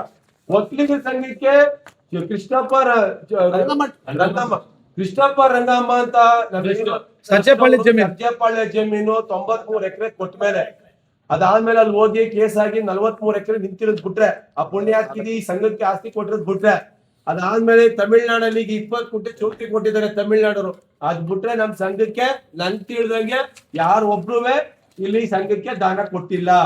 ಇವತ್ತು ಈ ಸಂಘಕ್ಕೆ, ರಾಜ್ಯ ವಕೀಲ ಸಂಘಕ್ಕೆ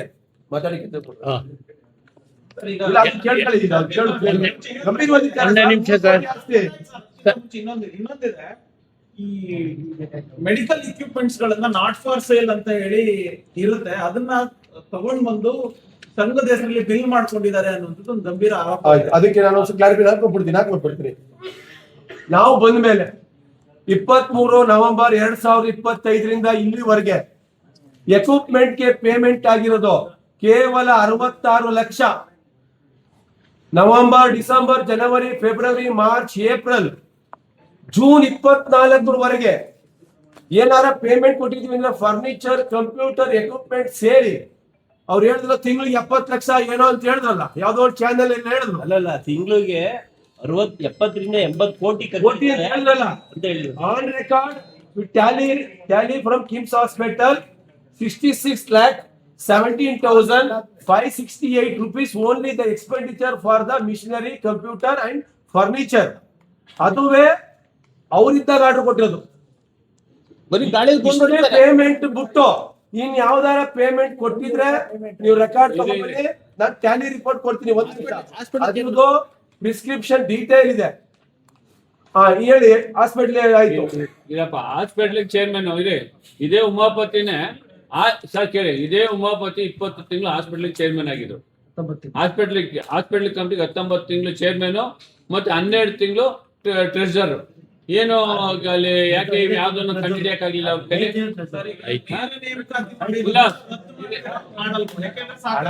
ಅವ್ರು ದೂರು ಕೊಟ್ಟಿದ್ದಾರೆ, ಯಾವ್ದೇ ಕಾರಣಕ್ಕೂ ಅವ್ರನ್ನ ಕಂಟಿನ್ಯೂ ಮಾಡ್ಬಿಟ್ಟು ರದ್ದು ಮಾಡಿ ಅಂತ ಹೇಳಿ.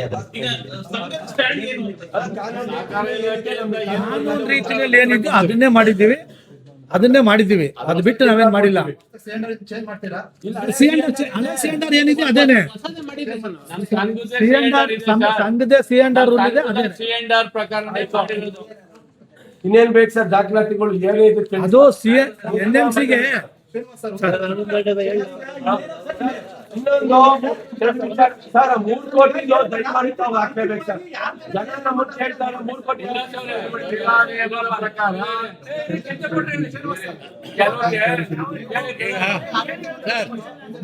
ನನಗೆ 2 ನಿಮಿಷ ನನ್ನ ಮೇಲೆ ಒಂದು ಅಲಿಗೇಷನ್ ಮಾಡಿದ್ದಾರೆ. ಸರ್ ಮಾಡಿದ್ವಿ ಸರ್ ಮಾಜಿ ಅಧ್ಯಕ್ಷರು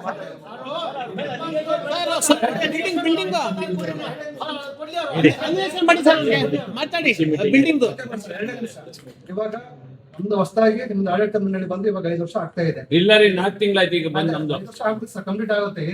ಆಲ್ರೆಡಿ 5 ರಿಂದ 6 ಬಾರಿ ಅದು 30 ತಿಂಗಳು ಅವ್ರೆ. ಕೆಲವರ ನಿರ್ದೇಶಕರ ಸ್ವಾಯತ್ತ ಶಕ್ತಿಗಾಗಿ ಏನಾಯ್ತಂದ್ರೆ ನಮ್ಮ ಸಂಘದ ಬಗ್ಗೆ ಆದಿ ಬೀದಿಯಲ್ಲಿ ಮಾತಾಡ್ತಿದ್ದಾರೆ ಸರ್.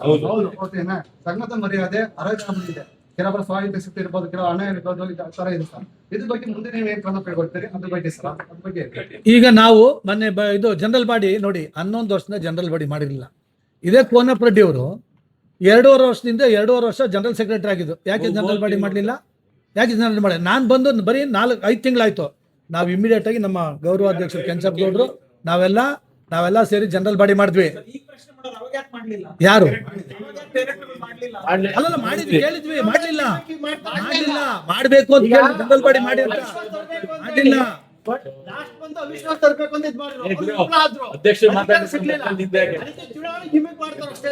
ನಾವು ಜನರಲ್ ಬಾಡಿ ಮಾಡಿದ್ವಿ. ಜನರಲ್ ಬಾಡಿನಲ್ಲಿ ನಾವು ಏನ್ ಮಾಡಿದ್ವಿ? ತಿದ್ದುಪಡಿ ಮಾಡಿದ್ವಿ. ಈಗ ಏನಂತ ತಿದ್ದುಪಡಿ ಮಾಡಿದ್ವಿ? 20 ತಿಂಗಳು ಯಾರು ನೀವು ಹೇಳದಲ್ಲ ಈ ಪಾಯಿಂಟ್ಗೆ 3 ತಿಂಗಳಿಗೆ 6 ತಿಂಗಳಿಗೆ ಅವಿಶ್ವಾಸ ತಂದು ಇಳಿಸೋದು, ಮಾನ ಮರ್ಯಾದೆ ಬೀದಿನಲ್ಲಿ ಮಾತಾಡ್ತಾರಂತ ಅಂತ ಆಗ್ಬಾರ್ದು ಅಂತೇಳಿ ನಾವು 20 ತಿಂಗಳ ತನಕ ನೋ ಕಾನ್ಫಿಡೆನ್ಸ್ ಮೂವ್ ಮಾಡಂಗಿಲ್ಲ. ಬೈ ಚಾನ್ಸ್ ಏನಾದ್ರು ಅಧ್ಯಕ್ಷನಾದಂಥವ್ರು ಏನಾದ್ರು ಇಲ್ಲ ಸಲ್ಲದ ಆರೋಪ ಇದು ತಪ್ಪುಗಳು ಮಾಡಿ ಸಂಘದ ಹಣನ ಲೂಟಿ ಮಾಡ್ತಾವನೆ ಅಂತಂದ್ರೆ 2/3 ಮೆಜಾರಿಟಿ ತಗೊಂಡ್ ಮಾಡಬೇಕು ಅಂತಕ್ಕಂಥದ್ದು ನಾವು ಬೈಲಾ ತಿದ್ದುಪಡಿನಲ್ಲಿ ಮಾಡಿದ್ದೀವಿ. ಇವಾಗ ಯಾರು 3 ತಿಂಗಳಿಗೆ 6 ತಿಂಗಳಿಗೆ ಇಳಿಸಕ್ಕಂತೂ ಆಗಲ್ಲ. ಮಹಿಳೆಯರಿಗೆ ಮೀಸಲಾತಿ ಕೊಟ್ಟಿದ್ದೀವಿ. ಸರ್ ಒಂದೇ ಒಂದು ನೇಮಕಾತಿ ಬಗ್ಗೆ ಆರೋಪ ಬಂದಿದೆ. ಡೈರೆಕ್ಟರ್ಗಳೇ ಅವ್ರ ಸಂಬಂಧಿಕರಿಗೆ ನೇಮಕಾತಿ ಕೊಟ್ಟಿದ್ದಾರೆ, ಲೊಕೇಶನ್ ಕೊಟ್ಟು ಇದ್ರ ಬಗ್ಗೆ ಎಲ್ಲ ಸಂಘದಿಂದ ಒಂದು ಆಂತರಿಕ ತನಿಖೆ ಮಾಡುತ್ತೀರಾ? ನೋಡಿ ಈಗ ಮಾಧ್ಯಮ ಮಿತ್ರರು ಮತ್ತು ದೃಶ್ಯ ಮಾಧ್ಯಮ ಮಿತ್ರರಿಗೆ ನನ್ನ ನಮಸ್ಕಾರಗಳು ಮತ್ತು ನಮ್ಮ ಅಧ್ಯಕ್ಷರು ಪದಾಧಿಕಾರಿಗಳು ಎಲ್ರಿಗೂ ನನ್ನ ನಮಸ್ಕಾರಗಳು. ಏನು ಇವತ್ತು ನಮ್ಮ ಮೇಲೆ ಆರೋಪ ಮಾಡಿದಂಥವ್ರು ಬೇರೆ ಯಾರೂ ಇಲ್ಲ, ಅವರು ನಮ್ಮ ಅಣ್ಣ ತಮ್ಮಂದ್ರೆ, ಅವರು ನಮ್ಮ ಸಂಘದ ಒಂದೇ ನಿಮಿಷ ನಾನು ಅದಕ್ಕೆ ಹೇಳ್ತೀನಿ. ಈಗ ಅದನ್ನೇ ಹೇಳ್ತಾ ಇದ್ದೀನಿ. ಈಗ ಅದನ್ನೇ ಹೇಳ್ತಾ ಇದ್ದೀನಿ. ಆರೋಪ ಇವತ್ತು ಏನು ಅವ್ರು ಮಾಡಿದಾರೋ ಆ ಆರೋಪ ಮೊದಲನೇದು. ಸರ್ ಒಂದೇ ನಿಮಿಷ. ಆರೋಪ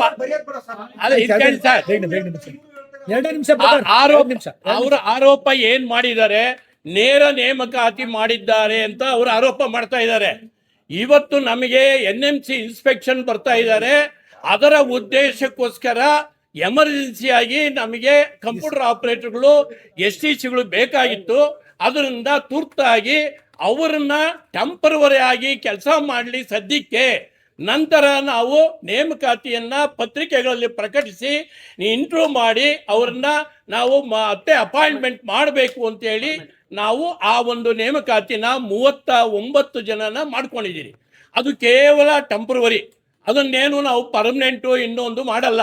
ಅಕಸ್ಮಾತ್ ಅಪಾಯಿಂಟ್ಮೆಂಟ್ ಆರ್ಡರ್ಲಿ 2 ವರ್ಷ ಪ್ರೊಬೇಷನ್ ಅದನ್ನ ಆತರ ಮಾಡಿರೋದನ್ನ ನಾವು ಸರಿಪಡಿಸ್ತೀವಿ. ಹೇಳಿದ್ದೆಲ್ಲ ಕೇಳಿಸ್ಕೊಂಡು ಹೋಗ್ಬೋದಿಲ್ಲ ನಾವಿಲ್ಲಿ. ನೀವು ಅಪಾಯಿಂಟ್ಮೆಂಟ್ ಆರ್ಡರ್ಲಿ 2 ವರ್ಷ ಪ್ರೊಬೇಷನರಿ, ಆಮೇಲೆ ಪರ್ಮನೆಂಟ್ ನಿಮ್ಮ ಸಾಮರ್ಥ್ಯ ನೋಡಿ ಪರ್ಮನೆಂಟ್ ಮಾಡ್ತೀವಿ ಅಂತ ನೀವು ಅಪಾಯಿಂಟ್ಮೆಂಟ್ ಆರ್ಡರ್ ಕೊಡ್ತೀರಾ. ಈಗ ನೋಡಿದ್ರೆ ಟೆಂಪರರಿ ಮಾಡ್ಕೊಂಡಿದ್ದೀರಿ ಅಂತೀರಾ.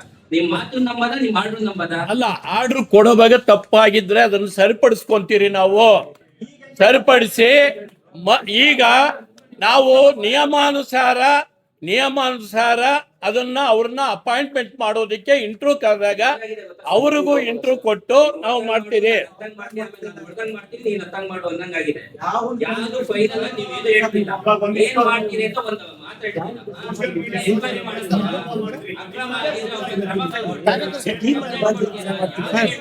ಈಗ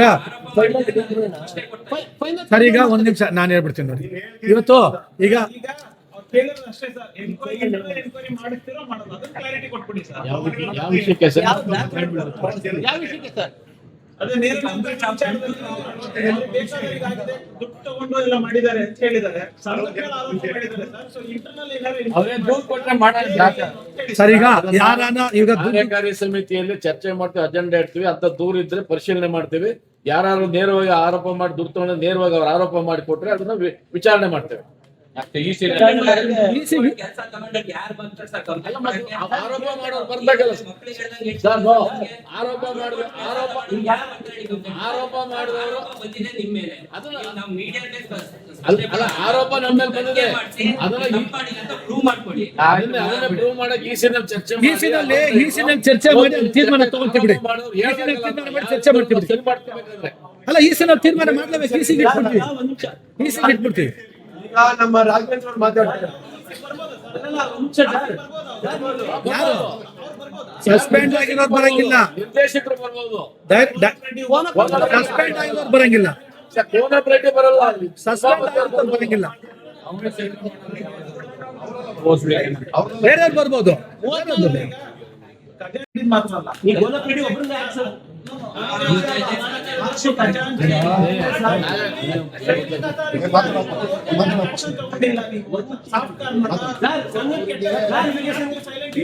ಸರ್ 5 ನಿಮಿಷ ಟೈಮ್ ಕೊಡಿ. ಗೋಲಪೇಟೆ ಅವ್ರದ್ದು ಸಸ್ಪೆಂಡ್ ಮಾಡಿರೋ ವಿಚಾರ ಡೆಂಟಲ್ ಕಾಲೇಜು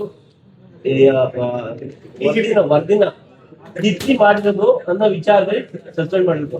ನೀವ್ ಹೇಳ್ತಾ ಇದ್ರು ಅವಾಗ ಒಬ್ಬರೇ ಇರ್ಲಿಲ್ಲ, ಸೆಕ್ರೆಟರಿ ಅವರಿದ್ರು, ಅಧ್ಯಕ್ಷರು ಬಾಲಣ್ಣ ಇದ್ರು ಅಂತ ಹೇಳ್ತಾ ಇದ್ರು.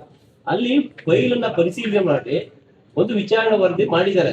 ಅಲ್ಲಿ ಅಧ್ಯಕ್ಷ ಏನ್ ಬರ್ದಿದ್ದಾರೆ, ತಾರತಮ್ಯ ಕಮಿಟಿ ವರದಿಯಂತೆ ಆದೇಶ ನೀಡುವುದು ಅಂತ ಬರ್ದವ್ರೆ. ಅವ್ರ ಟಿಪ್ಪಣಿಲಿ ಬರ್ದಿರೋದ್ರಿಂದ ಅವರು ಕ್ಲಿಯರ್ ಆಗಿ ಹೇಳ್ಬಿಟ್ಟಿದ್ದಾರೆ, ತಾರತಮ್ಯ ಕಮಿಟಿ ವರದಿ ಏನಿದೆ ಅದ್ರ ಪ್ರಕಾರ ಮಾಡ್ಬೇಕು ಅಂತ ಬರ್ದಿದ್ದಾರೆ.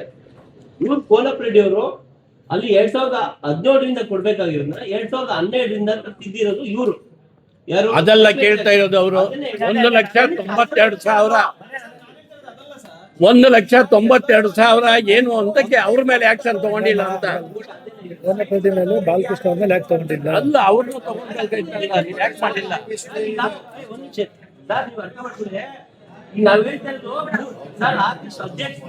ಅಧ್ಯಕ್ಷರು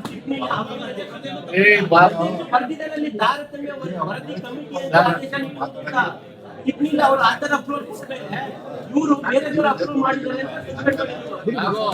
ಅದಲ್ಲ, ಆ ಟೈಮಲ್ಲಿ ಪದಾಧಿಕಾರಿಗಳಿದ್ದಲ್ಲ, ಅವರು ಮಾಡಿದ್ದಾರೆ. 96 ಲಕ್ಷ ಅದನ್ನೆಲ್ಲ ಯಾಕೆ ಮಾಡಿಲ್ಲ ಅಂತ ಅದನ್ನ ಕೇಳ್ತಾ ಇರೋದು ಅವರು.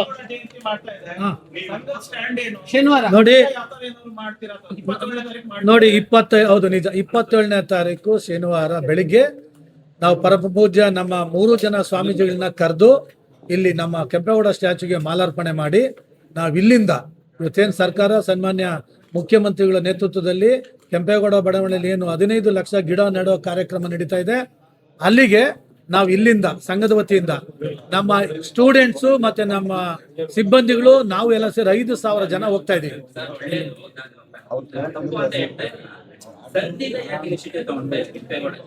ಸರ್ ನೋಡಿ ಅಲ್ಲ, ಒಂದ್ ನಿಮಿಷ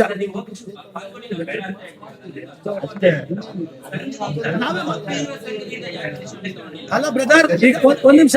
ನಾವು ಬೆಳಗಿನ ಜಾವ ಇಲ್ಲಿ ಇವತ್ತು 27ನೇ ತಾರೀಕು ಕೆಂಪೇಗೌಡ ಸ್ಟ್ಯಾಚ್ಯೂಗೆ ನಾವೇ ಇಲ್ಲಿ ಮಾಲಾರ್ಪಣೆ ಮಾಡೋದು ಸಂಘದ ವತಿಯಿಂದ. ಹೌದು, ಸಂಘದ ವತಿಯಿಂದ ನೋಡಿ. ನಾವು ಇಲ್ಲ ಸರ್ಕಾರದ ವತಿಯಿಂದ ಅಲ್ಲ ಇದು. ಒಂದ್ ನಿಮಿಷ, ನೀವು ಸಂಘನೇ ಮಾಡ್ತಾ ಇರೋದು, ಸರ್ಕಾರ ಅಲ್ಲ. ಈಗ ಒಂದ್ ನಿಮಿಷ, ನಾವು ಇವಾಗ ಆಲ್ರೆಡಿ ನಮ್ಮ ಎಲ್ಲ ಇನ್ಸ್ಟಿಟ್ಯೂಷನ್ ದೀಪಾಲಂಕಾರ ಮಾಡ್ತಾ ಇದ್ದೀವಿ. ಬೆಳಿಗ್ಗೆ ಹೊತ್ತು 5,000 ಜನಕ್ಕೆ ಇಲ್ಲಿ ಬ್ರೇಕ್ಫಾಸ್ಟ್ ಮಾಡಿ ಕೆಂಪೇಗೌಡ ಸ್ಟ್ಯಾಚ್ಯೂಗೆ ಮಾಲಾರ್ಪಣೆ ಮಾಡಿ ಅದಾದ ನಂತರ ನಾವು ಕಲಾ ತಂಡಗಳೆಲ್ಲ ಭಾಗವಹಿಸಿ ಸ್ವಾಮೀಜಿಗಳು ಬರ್ತಾರೆ. 3 ಜನ ನಮ್ಮ ಜನಾಂಗದ ಸ್ವಾಮೀಜಿಗಳು ಬಂದು ನಾವು ಇಲ್ಲಿ ಟ್ರೈನ್ ವ್ಯವಸ್ಥೆ ಮಾಡಿ ಕೆಂಪೇಗೌಡ ಸ್ಟ್ಯಾಚ್ಯೂಗೆ ಮಾಲಾರ್ಪಣೆ ಮಾಡಿದ ನಂತರ ನಾವ್ ಈ ಕಾರ್ಯಕ್ರಮ ಮುಗಿಸಿ ನಾವು ಕೆಂಪೇಗೌಡ ಲೇಔಟ್ ಅಲ್ಲಿ ಗಿಡ ನೆಡ್ಬೇಕಂತ ಕಾರ್ಯಕ್ರಮ ಸರ್ಕಾರ ವತಿಯಿಂದ 15 ಲಕ್ಷ ಅದ್ರಲ್ಲಿ ನಾವು ಭಾಗವಹಿಸ್ತಾ ಇದ್ದೇವೆ. ಹೊರತು ಕೆಂಪೇಗೌಡ ಇಡೀ ನಮ್ಮ ಎಲ್ಲಾ 30 ಜಿಲ್ಲೆ ಎಲ್ಲೆಲ್ಲಿ ಜಿಲ್ಲೆಗಳಲ್ಲಿ ಕೆಂಪೇಗೌಡ ಜಯಂತಿ ಮಾಡ್ತೀರಿ. ಜಿಲ್ಲಾ ಘಟಕಗಳಿಗೆ 55,000 ರೂಪಾಯಿ ಮತ್ತೆ ತಾಲೂಕು ಘಟಕಗಳಿಗೆ 25,000 ರೂಪಾಯಿನ ಕೆಂಪೇಗೌಡ ನಮ್ಮ ಮಕ್ಕಳಿಗೆ ಸಂಖ್ಯೆ ಕೊಡ್ತಾ ಇದೀವಿ. ದಯಮಾಡಿ ಇದು ನಾವು ಮಾಡ್ತಾ ಇರ್ತಕ್ಕಂಥದ್ದು ಎಲ್ಲ ಯಾರು ಪ್ರಪೋಸಲ್ ಕೊಟ್ಟಿದ್ದಾರೆ ಎಲ್ಲಾ ತಾಲೂಕಿಗೂ ಕೆಂಪೇಗೌಡ ಜಯಂತಿ ಮಾಡೋದಕ್ಕೆ 25,000, ಜಿಲ್ಲಾ ಘಟಕಗಳಿಗೆ 50,000, ಮತ್ತೆ ನಮ್ಮ ರಾಜ್ಯ ಇಲ್ಲಿ ಪೂರ್ತಿಯಾಗಿ ಇವತ್ತು ಎಲ್ಲಾ ನಮ್ಮ ಸಂಸ್ಥೆಗಳಿಗೆ ದೀಪಾಲಂಕಾರ ಮಾಡ್ತಕ್ಕಂಥ ಕೆಂಪೇಗೌಡ ಜಯಂತಿ ಮಕ್ಕಳಿಗೆ ಸಂಘ ಮಾಡಿದ್ರೆ ಇನ್ಯಾರು ಮಾಡ್ತಾರೆ? ನಾವು ಸರ್ಕಾರದ ಮೇಲೆ ಜವಾಬ್ದಾರಿ ಹಾಕಿಲ್ಲ. ಪ್ರತಿ ವರ್ಷದಂತೆ ಈ ವರ್ಷನೂ ಕೂಡ ನಮ್ಮ ಕಾರ್ಯಕ್ರಮ ಹಂಗಾನೆ ಮಾಡ್ತಾ ಇರೋದು, ಹಂಗಾನೆ ಮಾಡ್ತಾ ಇರೋದು. ಹೇಳಿ.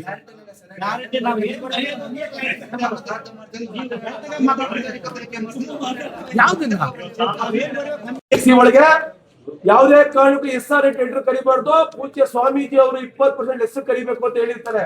SR ರೈಟ್ 20% ಲೆಸ್ ಮಾಡಿ 1,73 ಕೋಟಿಗೆ ಟೆಂಡರ್ ಫ್ಲೋಟ್ ಮಾಡ್ತೀವಿ.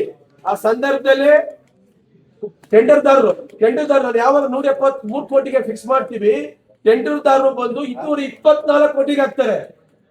ನಾವು ಫ್ಲೋಟ್ ಮಾಡಿದ್ 173, ಟೆಂಡರ್ದಾರರು 224 ಹಾಕ್ತಾರೆ. ಆ ಸಂದರ್ಭದಲ್ಲಿ ನಾನು ಆ EC 36/2025 ECಲಿ ಅವತ್ತು ಹೋರಾಟ ಮಾಡ್ತೀನಿ, ಚಾಲೆಂಜ್ ತಗೋತೀನಿ. ಇದೇ ಸಭೆಯಲ್ಲಿ ಚಾಲೆಂಜ್ ಮಾಡ್ತಾರೆ, ಶ್ರೀಧರ್ ನೀನ್ 20% ಲೆಸ್ ಮಾಡ್ಸಕ್ಕಾಗಲ್ಲ ಅಂತ. ಅವತ್ತು ಹೇಳ್ತಾರೆ, ನೀನ್ 20% ಲೆಸ್ ಮಾಡಿಲ್ಲ ಅಂದ್ರೆ ನಾವ್ ಏನ್ ಬೇಕಾದ್ರೆ ತೀರ್ಮಾನ ತಗೋಬಹುದು, 224 ಕೋಟಿ ಕೊಟ್ಬಿಡ್ತೀವಿ ಕೆಲಸನ ಅಂತಾರೆ. ಅವತ್ತು ನಾನು ಚಾಲೆಂಜ್ ತಗೋತೀನಿ, ಸದಸ್ಯರನ್ನ ವಜಾ ಮಾಡಿ 20% ಲೆಸ್ ಮಾಡ್ತೀನಿ ನಾನು ಅಂತ ಚಾಲೆಂಜ್ ತಗೊಂಡಾಗ ನೋಡಿ 184 ಕೋಟಿಗೆ ಅಂದ್ರೆ ಸುಮಾರು 28 ಕೋಟಿ ರೂಪಾಯಿ ದುಡ್ಡ ಉಳಿಸಿದೀನಿ ನಾನು. ನನ್ನ ಮೇಲೆ ಅಲ್ಲಿ